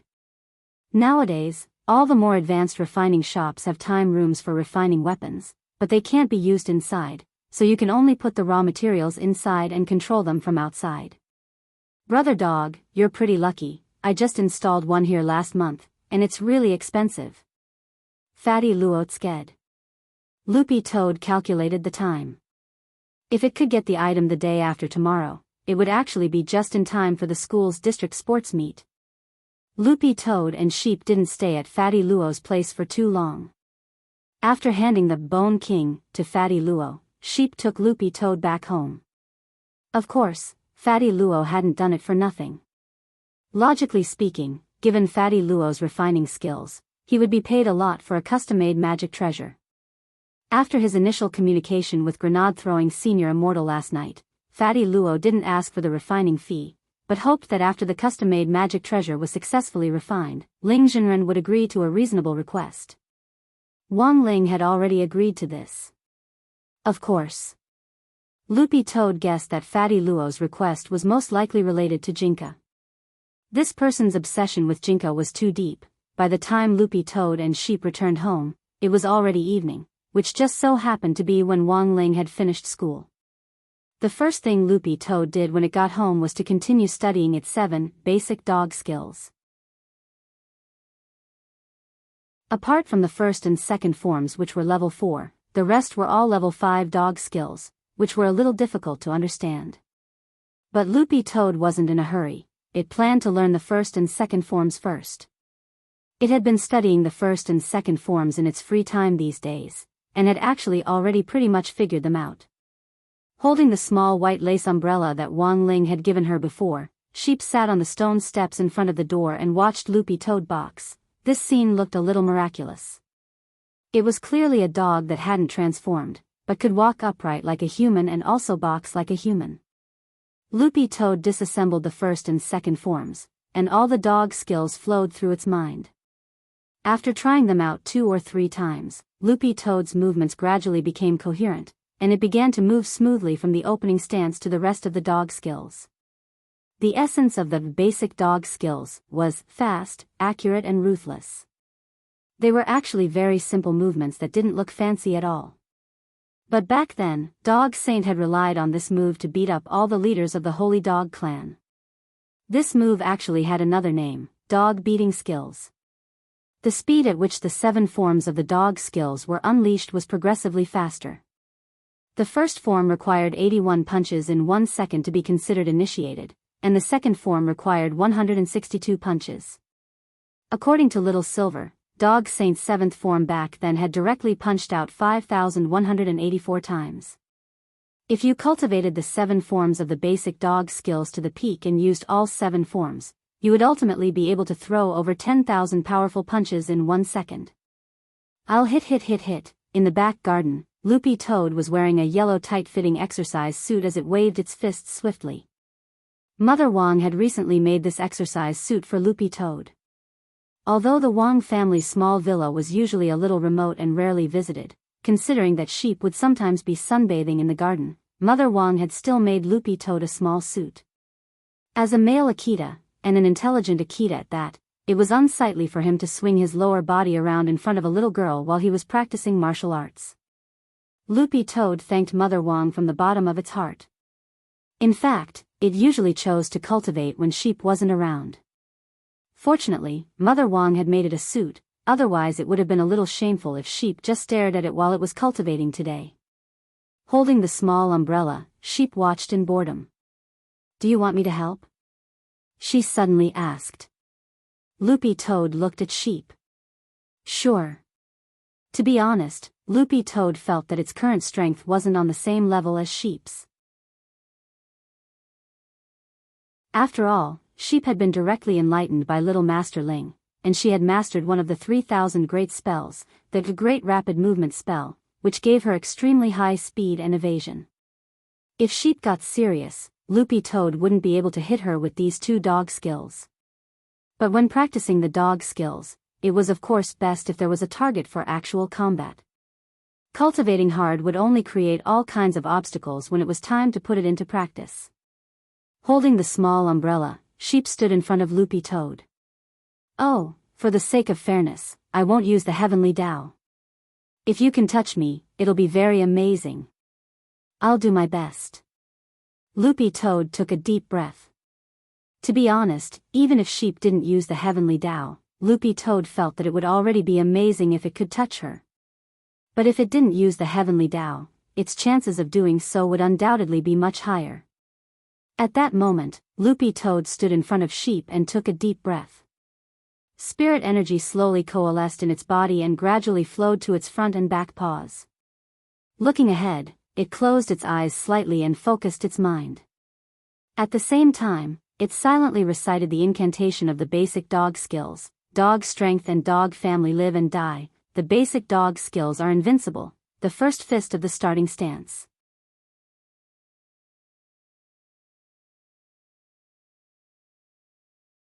Chapter 541.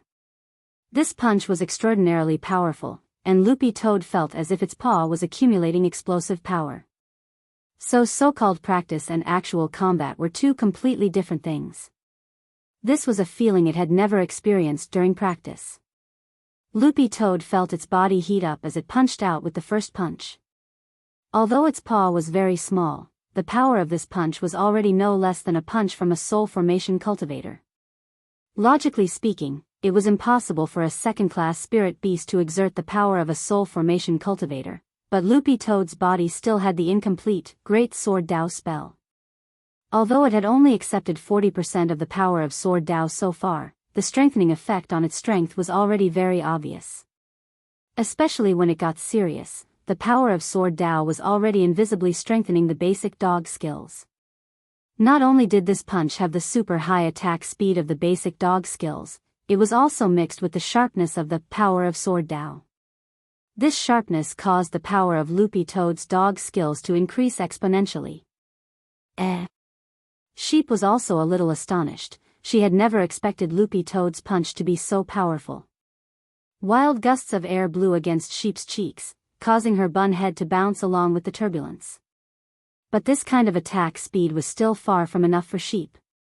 Holding the small umbrella, her little body swayed as if she were dancing in the garden. Too slow. Holding the umbrella, Sheep easily evaded the attacks. In 1 second, Loopy Toad's 81 punches of the first form didn't touch Sheep at all. Loopy Toad's eyes followed Sheep's movements as it attacked at such a fast speed. This definitely wasn't her dodging at full speed, but even so, Loopy Toad could only see a faint shadow. This speed was really too fast, but Loopy Toad was well aware that it couldn't catch it at all with its current eyesight. After a while, Loopy Toad stopped attacking, and instead stared at Sheep as it pondered what to do. Holding the small umbrella, Sheep narrowed her eyes and smiled as she explained, "My current speed corresponds to the maximum speed you can display at your current level." Really too abnormal. Loopy Toad couldn't help muttering in its heart. It had never expected that the extreme speed of a second-stage beast could be so dazzling. Loopy Toad felt that it needed to find its own style of attack. However, judging from the current situation, it was obvious that it was not a speed-type player. Every spirit beast's characteristics were different, and they all had their own unique advantages based on their breed and grade. But Loopy Toad's current state was even more special. It had been formed after its soul and body had been reunited. When he was still a toad, his specialty was defense and control. He was a standard, fatten, type of character. But now, his soul had been integrated into an Akita. The key was that Akita was not a spirit dog. If his soul hadn't been that of a Demon King and Little Masterling had improved the Demon King Heart Sutra, he wouldn't have been able to cultivate it at all. Akita Inu, this breed, Loopy Toad really couldn't think of any other advantages apart from using it as an emoji pack to act cute. However, judging from the degree of familiarity between his soul and physical body, he still had to wait. That was because his previous narcolepsy hadn't been completely eliminated. After bathing in the first holy beast blood provided by Little Silver, the symptoms of narcolepsy had only lessened a lot. As long as this narcolepsy persisted, it was proof that the soul and physical body weren't completely compatible yet. In a little over a month or two at most, Loopy Toad would be able to completely adapt to this body. In fact, it was only after it had completely accepted this body that it would be able to study its specific advantages. Looks like I'll have to think about it carefully in the future. Loopy Toad pondered deeply. Although it hadn't even touched Sheep's body just now, this actual combat had been a great inspiration for Loopy Toad. Loopy Toad was currently still at the stage of adapting and researching the development and application of this body. Apart from the tongue technique and the space swallowing spell, which were two minor spells that could be used normally even with spirit energy, Loopy Toad had already completely discarded all the other spells of the Toad clan. Since it had chosen to live in the modern human world of cultivators, it had chosen to live with Little Master Ling. At this stage, Loopy Toad's small goal for itself was to work hard to adapt to its new life and become a dog that Little Master Ling wouldn't bring out to embarrass himself. After it finished cultivating, Loopy Toad ran to the backyard and took off its yellow exercise clothes and put them in a bamboo basket. This was what Mother Wong had prepared for Loopy Toad. It had to be washed promptly after each cultivation session. The Toad clan was originally lazy and didn't bother about trifles. Sometimes, after falling asleep, they might not shower for several years. But after Loopy Toad had turned into a dog and followed Wong Ling, it realized that it loved cleanliness more. Loopy Toad felt that it had been deeply influenced by Little Master Ling when it came to this love of cleanliness.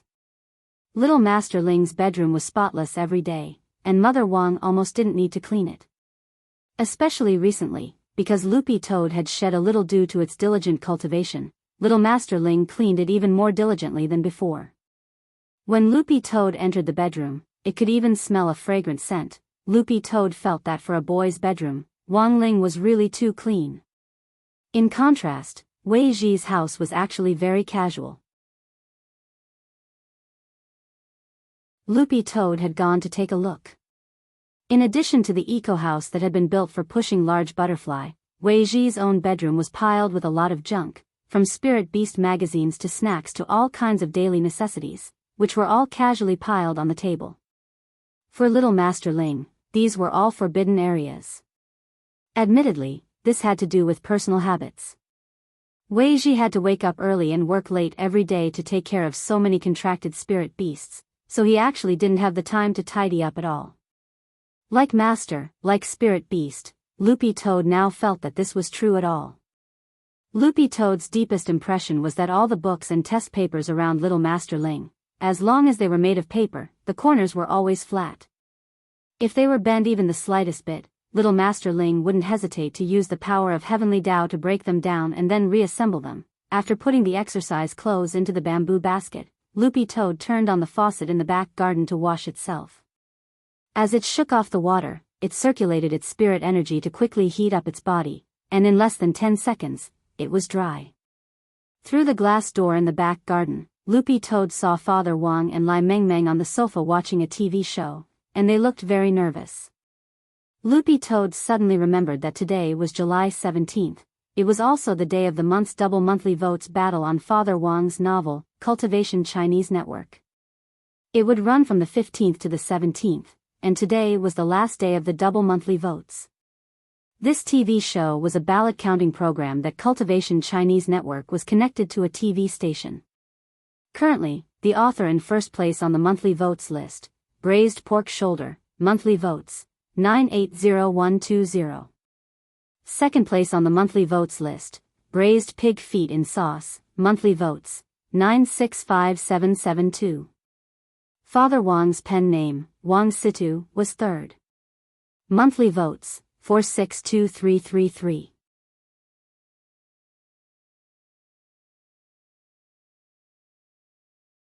Chapter 542. It's actually only third place? To be honest, Lai Mengmeng was very surprised by this result. Although Father Wang's new book had only been out for less than 2 months, the readers on the website were satisfied with it at 87%, which was a very high figure. Furthermore, a major feature of Father Wang's novels was that readers were very loyal. Based on this, Father Wang's chapters had an average of 300,000 subscriptions. This was an astonishing figure. The most important thing was that this 300,000 was just the number of subscriptions on Cultivation Chinese Network. Father Wang also had a considerable number of subscriptions on more than 40 other novel partner platforms. Of course, Father Wang couldn't see these subscriptions on his back end, but Lai Mengmeng would take a look every month. Currently, subscriptions on all of Father Wang's channels were about to break 1 million. Of course, the success of Father Wang's last book, Let Go of That Wet Nurse, was a big factor in his astonishing sales. Even so, the number of votes in this month's battle for double monthly votes had reached an unprecedented and frightening level. The monthly votes of the first and second place authors were almost the same, and they were about to break 1 million. This month's monthly votes were a little exaggerated. Brother Wang, what should we do? Lai Mengmeng was a little anxious. How about you break out? Beg for monthly votes? Break out? Father Wang raised an eyebrow. Didn't I just break out yesterday? It's impossible for me to break out in the near future, absolutely impossible. If I break out, I'll lose a few years of my life. The gains don't make up for the losses. You want me to break out? I'd rather dress in women's clothing for monthly votes, okay? I can wear black stockings, but only if I don't show my face. I want my face. Lai Mengmeng was stunned. To think that Father Wang could come up with such a shameless plan, this was already quite shameless. Brother, don't, it's too hard on the eyes if you dress in women's clothing, Lai Mengmeng said. Besides, even if you don't show your face and wear black stockings, you still have to shave your legs, which is very troublesome. Also, it's actually not very good for men to shave their legs. The eel department had organized a trip to the hot spring before, and both Father Wang and Lai Mengmeng had gone. While soaking in the hot spring, Lai Mengmeng had seen Father Wang's thick leg hair. If he had to describe it, Lai Mengmeng felt that if he shaved off all Father Wang's leg hair, he could fry a pot of chives. No matter what, brother, I think this ticket is abnormal. Hugging a pillow, Lai Mengmeng sat on the sofa and defended Father Wang. Father Wang silently lit a cigarette and was very calm. What's so unusual about it?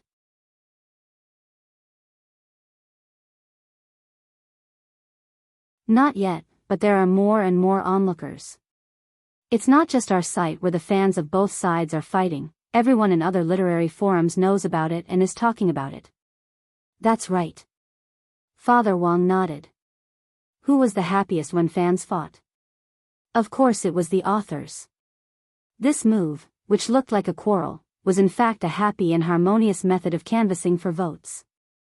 In Father Wang's view, it was actually quite brilliant.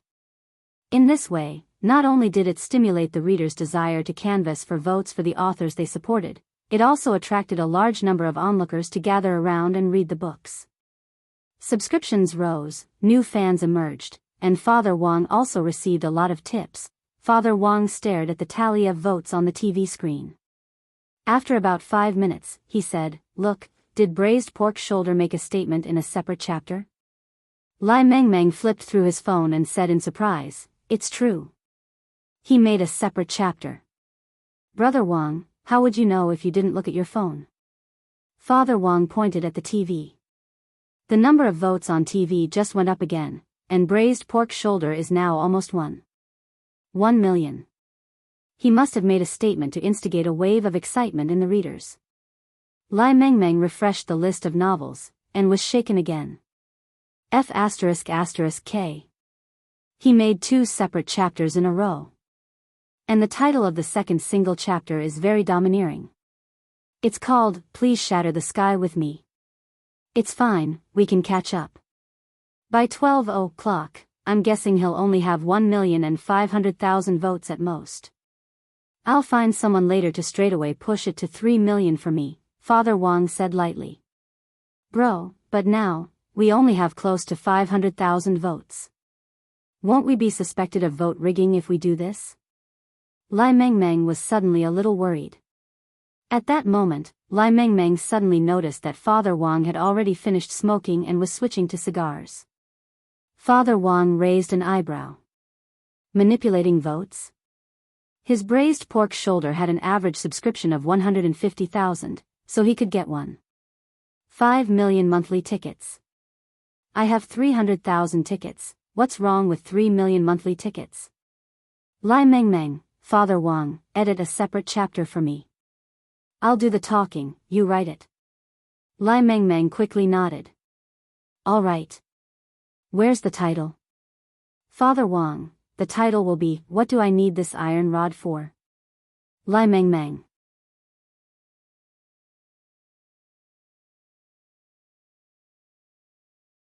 Chapter 543. Father Wang was already a veteran god on the website, and there was no one in the online literature circle who didn't know his pen name Wang Situ. It was actually very common for authors to fight for monthly votes.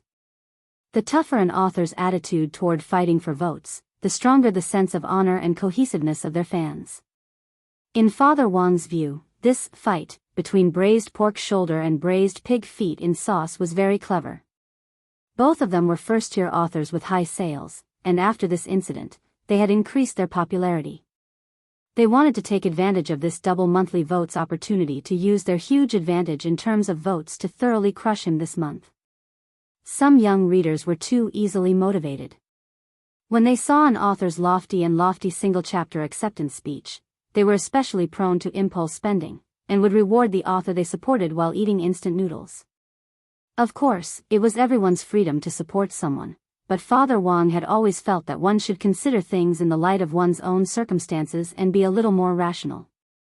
For some readers who didn't have extra money to fight for monthly votes, simply subscribing to the official version was in fact already the greatest encouragement for the author. Thus, Father Wang basically wouldn't take the initiative to ask his readers for monthly votes or rewards. Even so, given his current status in the circle, Father Wang still topped the monthly rankings in all aspects. But he still had to publish the chapters that needed to be published, so Father Wang's chapters were usually filled with words of comfort. "Brother, go ahead, I'm ready." Lai Mengmeng had already logged into the background using Father Wang's author account, and was ready to write a single chapter statement. Title: What Do I Need This Iron Rod For? Just write it like this. Father Wang nodded his head.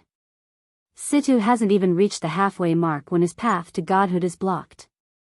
Today, he's third in the monthly votes, and the gap is huge. This is indeed a critical moment of life and death, but Situ isn't anxious at all. Thanks to all my readers' love, Situ Lian will deliver the final blow at midnight tonight to overtake everyone. Although this book has only been published for 2 months, Situ also wants to fight for first place in this year's annual ranking list. Call me Situ crazy, but I'm Wang Situ, and I won't turn back until I hit the south wall. With this final blow, I will definitely turn everything into ashes. Lai Mengmeng, after he finished writing, Lai Mengmeng clicked send and actually breathed a sigh of relief. Can we really make it? He looked at the increasing gap in the votes on the TV and could not help but feel a little doubtful. The last book, Father Wang's Let Go of That Wet Nurse, had crushed the other books almost every month without a doubt. This was the first time that there had been such a huge disparity in votes. But in fact, in Father Wang's view, the monthly votes ranking this time was just a small change. The authors of Braised Pork Shoulder and Braised Pig Feet in Soy Sauce were both very good. But unfortunately, they had underestimated the depth of Father Wang's fan group. There was an epic-level big shot overseeing Father Wang's official fan group. In a normal situation, when there was such a huge difference in votes, Father Wang just needed to send this old friend a private message. At the same time, in a magnificent rectangular building in Jinghua City, Huaxiu Alliance building in the heart of Jinghua City. Huaxiu Alliance, whose full name was Huaxiu Alliance of Cultivators, was a cultivator organization directly under the jurisdiction of the state. What Huaxiu Alliance managed was all the recorded light forces in the whole of Huaxiu Nation. All the cultivator sects that were currently operating legally were under Huaxiu Alliance's jurisdiction, including the Society of Saints that had sprung up previously and was said to be a gathering of a large number of talented young cultivators, which was also under Huaxiu Alliance. Tonight, there would be an internal high-level meeting in Huaxiu Alliance's most exclusive conference hall on the top floor, and the 10 founding generals would all be present. General Yi Jianchuan, and Marshal Jiang Lei, arrived at the same time downstairs of the building. At the gate, a burly man in a special service uniform stopped the two of them. Chiefs, please cooperate with us. This is just routine work. Very well, go ahead. General Yi and Marshal Jiang nodded one after another. Special service personnel like this burly man in front of them densely covered the entire Huaxiu Alliance building. These people had been trained by Magnificent Immortal, and were already the most senior guards. Wherever this group was, the area within a radius of 50 li would be cleared out. In order to hold tonight's high-level meeting, all roads within a radius of 50 li around the Huaxiu Alliance building had been sealed off. Except for the guards and personnel involved in the meeting, no one was allowed to pass through. The special service personnel held a bronze mirror in their hands and shone it on Yi Jianchuan's and Jiang Lei's faces. This magic mirror was fused with a great spell to distinguish between truth and falsehood, and any disguise would be exposed. After confirming General Yi's and Marshal Zhang's identities, the nearby special service personnel saluted them at the same time, and the burly man in charge of checking their identities quickly stepped aside to make way for them. Chiefs, please come in. Thank you for your cooperation. Has the head of state arrived? General Yi, dressed in exercise clothes, floated in the air as usual. The burly man replied respectfully, Yes, Chief. The head of state arrived half an hour ago. General Yi nodded slightly and didn't say anything else as he directly rushed to the conference hall on the top floor with Marshal Jiang. When the two of them arrived at the conference hall, they found that most of the participants had already arrived, and all of them were familiar faces. Body Saint Minister Shi, nicknamed Body Saint Body of Steel, who had relied on his powerful physique back then to fight the 7 demon gods in the Battle of Shimen without falling. Wisdom Saint President Qi, president of the Cultivation Academy of Science, who was in charge of the layout and various holy arrays. Spirit Saint Secretary Sun Dakong, the current helmsman of the Alliance of 10,000 Schools and the direct leader of the General Administration of 100 schools, who had the ability to listen to the voices of all living things. Weapons Saint Minister Ku, director of Huaxiao's Magic Treasure Munitions Factory, who was proficient in the use of a variety of magic treasures. Dark Saint Minister Ing, head of the intelligence department, who traveled the country year-round on counter-espionage reconnaissance missions. His whereabouts were mysterious, his body movements superb, and he was proficient in the use of illusions. Medicine Saint President Luo, president of the Military Hospital General Hospital, who had a strong regenerative ability and could survive even if he only had his head left. Blade Master General Yi, Battle Saint Marshal Jiang, and the head of state sitting at the very front with his head bowed in deep thought. Now there were only 2 generals left, and the 10 founding generals had all been assembled. The last 2 people who hadn't arrived just happened to be ranked first and second in terms of overall combat strength. One was Bai Xing, chairman of the state-owned enterprise Huaxing, who was currently Huaxing's largest manufacturer of smart products and had a unique explosive spell. Also known as Explosion Saint, General Bai Xing. General Bai's overall combat strength was currently ranked first.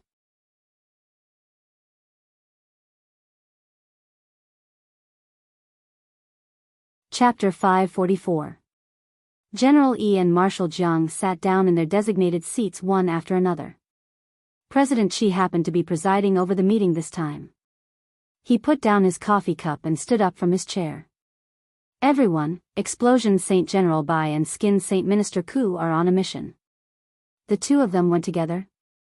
The rest of them were stunned. These 2 people had extremely high combat strength, and it was really rare for them to work together on a mission. In fact, just based on the sudden announcement of a high-level meeting, it was enough to prove the urgency of this matter. It was likely that the crisis of this matter was imminent. President Qi nodded. That's right, General Bai and Minister Ku have gone together. Thus, the 8 of us will discuss this meeting, and the head of state will make the final decision. General Bai and Minister Ku have already discussed the contents of this meeting. They have no objections at all, and will listen to the organization's arrangements. I will be presiding over this meeting. Everyone nodded. Good. President Qi smiled slightly, then turned his gaze to the head of state next to him. I'm sure everyone can already tell that the head of state today seems a little different. This isn't the real head of state. Spirit Saint Secretary Sun Dakong narrowed his eyes. He could hear the voices of all living things, so he could naturally pick up on the clues. In fact, he had already noticed it when he had arrived. That's right, the head of state you're seeing now is an imitation weapon developed by our Academy of Science. But it's currently still in the experimental stage and hasn't been announced to the public, so it can't be mass-produced. The head of state you're seeing now is a humanoid magic treasure, and its greatest power is currently infinitely close to that of an itinerant immortal. President Qi said, this humanoid magic treasure has actually been in the works for a very long time. Previously, it was my Huaxiao Academy of Science and Weapons Saint Minister Ku who carried out secret research, and it wasn't until today that we received the head of state's permission that we made it public. I'm really sorry. Business is business, old Qi, you're too polite. General Yi couldn't help laughing. Although I can sense that there's something different about the head of state, I can't be completely sure. But to actually be able to make it look so real is truly shocking. Staring at this humanoid magic treasure that was almost identical to the head of state, Marshal Jiang couldn't help marveling. What about its performance? Asked Medicine Saint Dean Luo. Dean Luo was the only woman among the 10 generals, and she was a very beautiful woman. Her brown hair was tied up in a bun, and she wore a pair of gold-rimmed glasses, which gave her the air of an elite. The basic performance has been debugged. Of course, everyone here knows how powerful the head of state is. He is far more powerful than this humanoid artifact. President Qi replied, this is our country's first humanoid magic treasure based on the head of state, number 001. The command of the humanoid artifact is connected to the head of state's neurons and can be directly controlled by the head of state. You can understand it as a kind of contract. However, humanoid Dharma treasures don't have artifact spirits because of their special craftsmanship.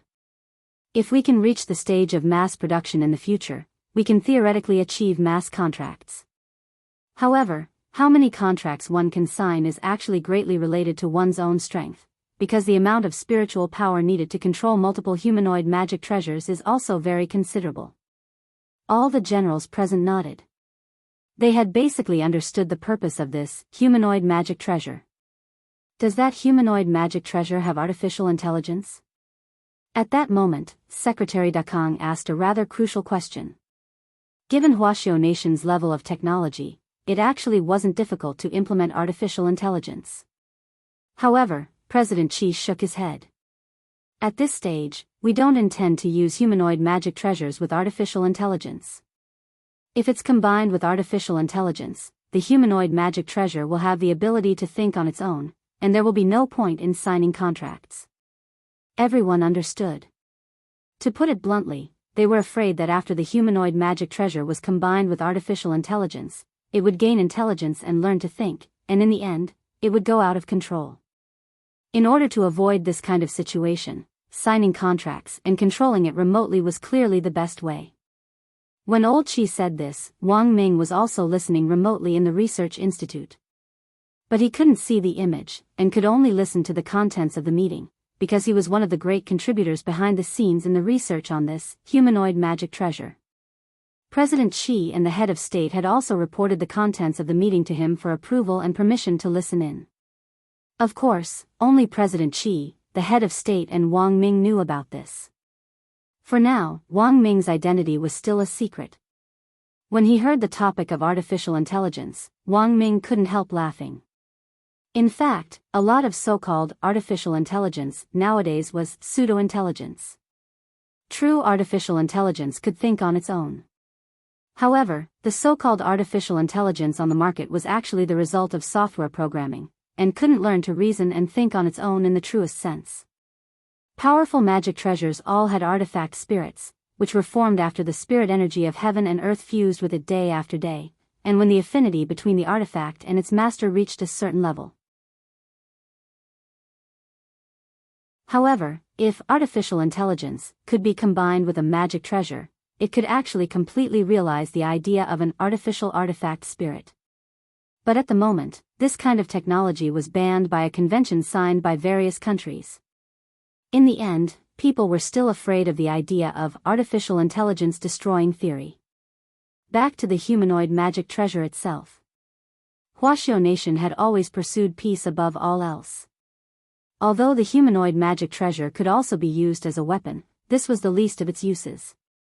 When General Yi, Secretary Dakang, Marshal Jiang, Dark Saint, Medicine Saint, and the others heard this, they knew that the ultimate use of this humanoid magic treasure was to protect the head of state himself. However, this was probably already classified as a top-secret experiment. As for why they had chosen to announce it at this time, everyone who had heard this already had an idea in their hearts. This was because it was very likely to be related to what President Qi was going to say next, which was the theme of this meeting. None of them spoke as they quietly waited for President Qi to explain. At the very front, this number 001 simulation of the head of state was still sitting with its head lowered in deep thought. This was actually a specific posture when it was in standby mode. Everyone, I believe that everyone already knows what I'm going to say next.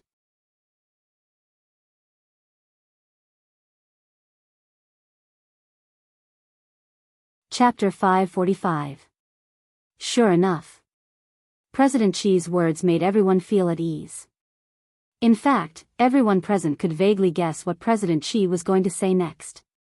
Wang Ming, who was listening to the meeting on the other side, also had a calm expression on his face.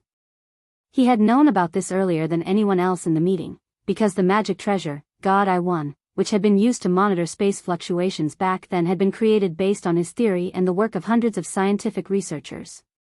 Old Qi had already analyzed the whole thing with him early on, including the origin of Devil Valley, so it could be said that Wang Ming couldn't be any calmer.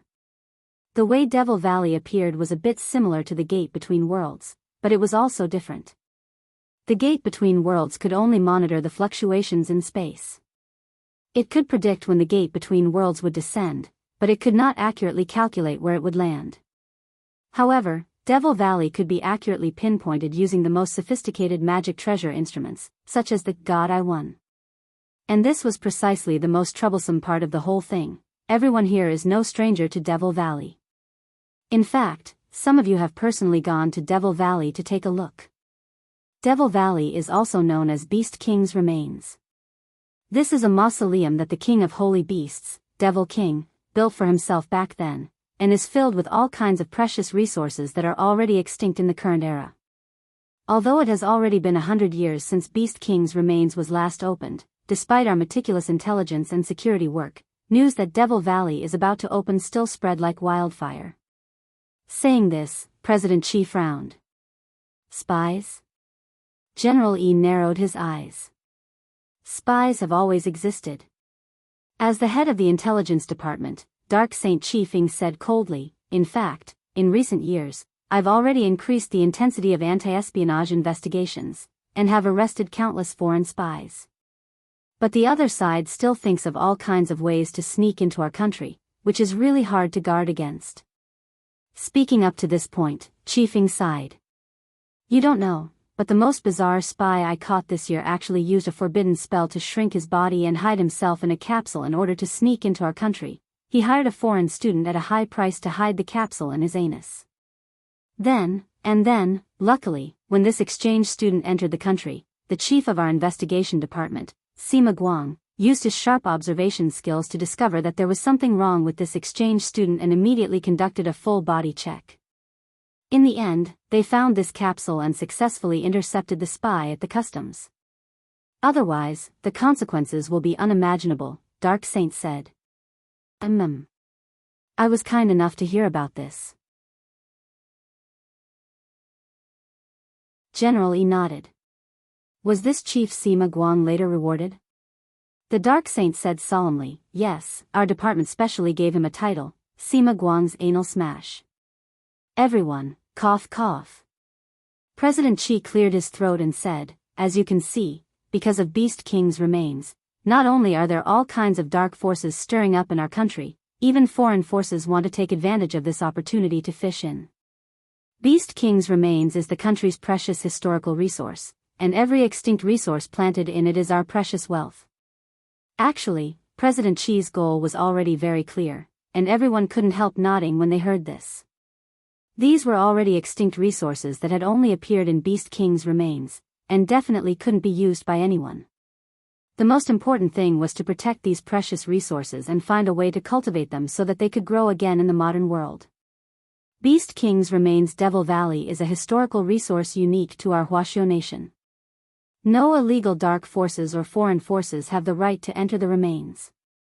The head of state has already given clear instructions, and what we need to do is to protect the remains so that the extinct resources inside can continue to exist, and find a way to bring some of them out so that they can grow again in the modern environment. Saying this, President Chi looked at everyone. Does anyone have any other opinions about protecting Beast King's remains? If you do, just press the red button on the table as usual.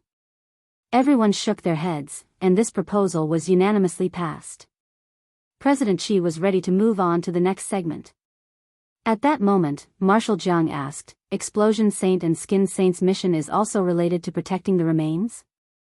That's right. President Chi was actually about to say this. Who knows how many dark forces and foreign invading forces are now eyeing Beast King's remains covetously.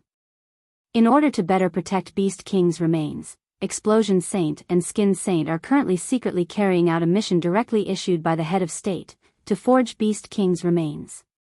Forge Beast King's remains, everyone's hearts trembled. So there was this kind of operation? But those who are interested in entering Beast King's remains aren't ordinary people. Can they fool these people? Medicine Saint was a little doubtful. Forging Beast King's remains isn't something that happened on a whim. In fact, the head of state has already been laying out the overall situation a long time ago. The basic blueprints were drawn by the head of state himself, and Explosion Saint and Skin Saint are going together now to deal with the construction of the nomological laws. President Chi nodded with a smile. If the plan goes smoothly, the fake Beast King's remains will open after the entrance to the real remains opens, attracting illegal forces who have designs on Beast King's remains. The time difference between the real and fake remains opening is estimated to be no more than half an hour. I still think this is risky. Medicine Saint Chief Luo shook her head. President Xi smiled. You should have a little more confidence in our country's ability to make counterfeits. In the past, when things were the most difficult, we always made it through, didn't we? Chief Luo, also, in order to ensure that the plan to forge Beast King's remains and create a smokescreen can be carried out correctly. We also need the help of Old Sun's alliance of 10,000 schools, President Xi said. Secretary Sun Dakong nodded and looked at President Xi. What can I do for you, just say it. Because God I-1 has calculated that the entrance to Devil Valley of Beast King's remains will eventually appear in Songhai City. Although the specific location still needs to be confirmed, I think Old Sun can make preparations in advance. President Xi said, I hope Old Sun can contact several high schools in Songhai City and have the headmasters organize a tour of Beast King's remains for the students to study and broaden their horizons. Secretary Dakong frowned. But what if they run into those illegal forces? How can we guarantee the students' safety? President Xi raised an eyebrow. Who told you that these students are going to enter the fake remains? Before the entire plan starts, I'll arrange for someone to leak the fake remains first. Everyone. F***K. So it was a trick.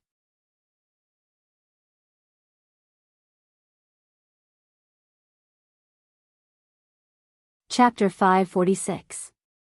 Speaking up to this point, everyone already understood what President Xi meant. This was a smokescreen.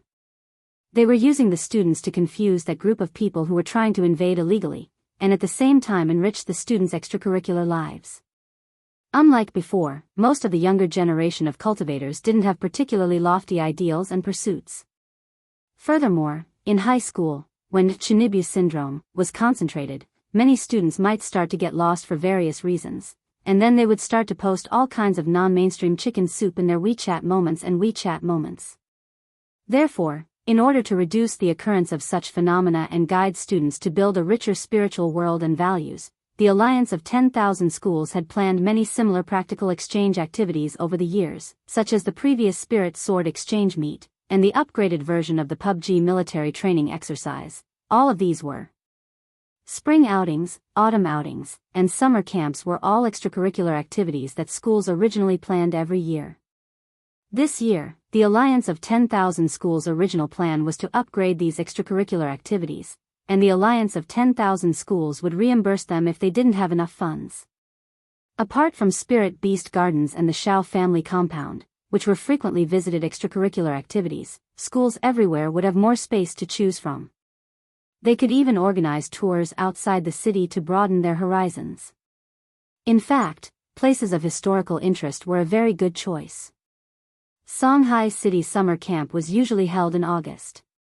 Because Songhai City's climate was a little strange, it was hottest in October, so students in Songhai City started school later than students in other urban areas, as well as winter and summer vacations.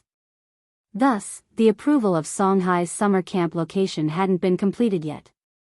Secretary Dakong had originally planned to approve it after the Swashio Alliance high-level meeting, but that wasn't necessary now. He could directly approve it. As long as the students' safety can be guaranteed, I'll definitely approve of going to Beast King's remains, Secretary Dakong said. Visiting places of historical interest was part of the Alliance's plan this year to begin with, not to mention a place like Beast King's remains which opened once every 100 years, and some people might never have the chance to go in their entire lives. No matter what they could learn inside, looking around would always help broaden their horizons.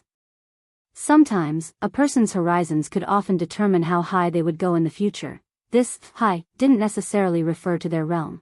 It could also refer to their spiritual foundation or achievements in other areas. In fact, President Xi had already calculated the issue of safety. Whether it was the real remains or the fake ones, when the entrance to the remains opened, they would immediately send people to set up a true immortal barrier. Ordinary people wouldn't even be able to touch the stones inside the remains. Of course, a smokescreen is just a smokescreen. In order to avoid some cunning dark forces, we have also sent people to protect the safety of the students. My suggestion is that, in addition to Secretary Sun Dakong, who will be organizing the student tour this time, we also send Dark Saint and the Doctor. Weapons Saint and I will use magic treasures to provide remote assistance, and if necessary, we can launch the Heavenly E satellite. In addition, Head of State 001 will also be tasked with protecting the students this time, President Chi said. The corners of Wang Ming's eyes twitched when he heard this arrangement. This protective lineup was too strong. Other than Spirit Saint Dakang, there was also Dark Saint Minister Ing and Medicine Saint Minister Luo. There was also Old Chi, who was assisting from afar, Weapons Saint Minister Ku, who was in charge of the magical equipment arsenal, and Head of State 001, who was in the midst of testing. 5 perfected immortals and number 001. If word of this got out, some people would definitely think that the war between the two worlds, between the human race and the demon race, was about to break out again. The last time perfected immortals had been mobilized was already 1,000 years ago, when they had joined forces to fight the demon gods who had come out of the gate between worlds. Furthermore, it was one thing for 5 perfected immortals to be mobilized, but the Heavenly E satellite would also work together. Wang Ming instantly felt that any villain who had designs on Beast King's remains would basically be dead the moment they tried to invade it. This satellite was actually a magic treasure which could condense high-density spirit power inside, and could be directly controlled to launch a Heavenly E-bomb, which could directly fire a spirit power laser cannon in outer space to launch a long-range bombardment. Heavenly E satellite. It was very obvious that when the 10 generals present heard this name, they couldn't help shuddering. Heavenly E satellite, there's no need for that. Secretary Dakang wiped at his sweat. To put it bluntly, this thing was actually the nuclear bomb of the modern cultivation era. Its power was equivalent to an attack from a true immortal. If a true immortal was hit head-on, he wouldn't die, but he would lose half his life. The most important thing was that this thing was too powerful. With this one shot, Beast King's remains might directly be flattened. I also think it's a little exaggerated. General E nodded on the side. Don't worry, everyone, it's not exaggerated at all. President Chi waved his hand. It's not a real bomb. Secretary Dakang, what do you mean? When our Heavenly E satellite was designed back then, we used live ammunition and duck gall to begin with. Live ammunition is indeed very powerful. Without the head of state's personal signature and approval, it can't be used casually. But a dud can be fired at any time. Dud, dud. The mouths of the other 10 generals present all twitched. Even Weapons Saint was startled. There's this kind of setting? Why didn't I know about it? It was his munitions factory that had manufactured this Heavenly E satellite back then. He had seen the blueprints. This dud is just a program setting, you definitely wouldn't be able to tell from the original blueprints. It turns out that none of you knew about it. President Chi smiled slightly. The effect of a dud is a little similar to a real illusion spell. Although it looks no different from firing a live ammunition, it actually doesn't produce any energy. Everyone, Wang Ming, it wasn't just the 10 generals present, even Wang Ming, who had personally been involved in setting up the program, didn't know about this. That was to say, the dud design had been completely added by Old Chi himself, and apart from the head of state, probably no one else knew about it. General E broke out in a sweat and silently raised his hand to ask, "Excuse me, what is the purpose of this dud design?" President Chi's answer was concise. To scare people. Everyone, it's an era of peace now. How can it be so easy to launch a Heavenly E-bomb? Since the founding of our Huaxiu nation, we've pursued world peace, not world nuclear war, so the design of a dud is very necessary. A dud doesn't have any power. It won't harm anyone, but at the very least it will make a noise. President Chi went on and on. For example, when the Shao clan released that Buddha's angry fire lotus, why was it so scary? It was because that mushroom cloud was big enough and loud enough. It looked like a strong deterrent. You're tuning in to the Dreamy Love Stories YouTube channel. Don't forget to subscribe and join us on this journey to catch the most captivating stories.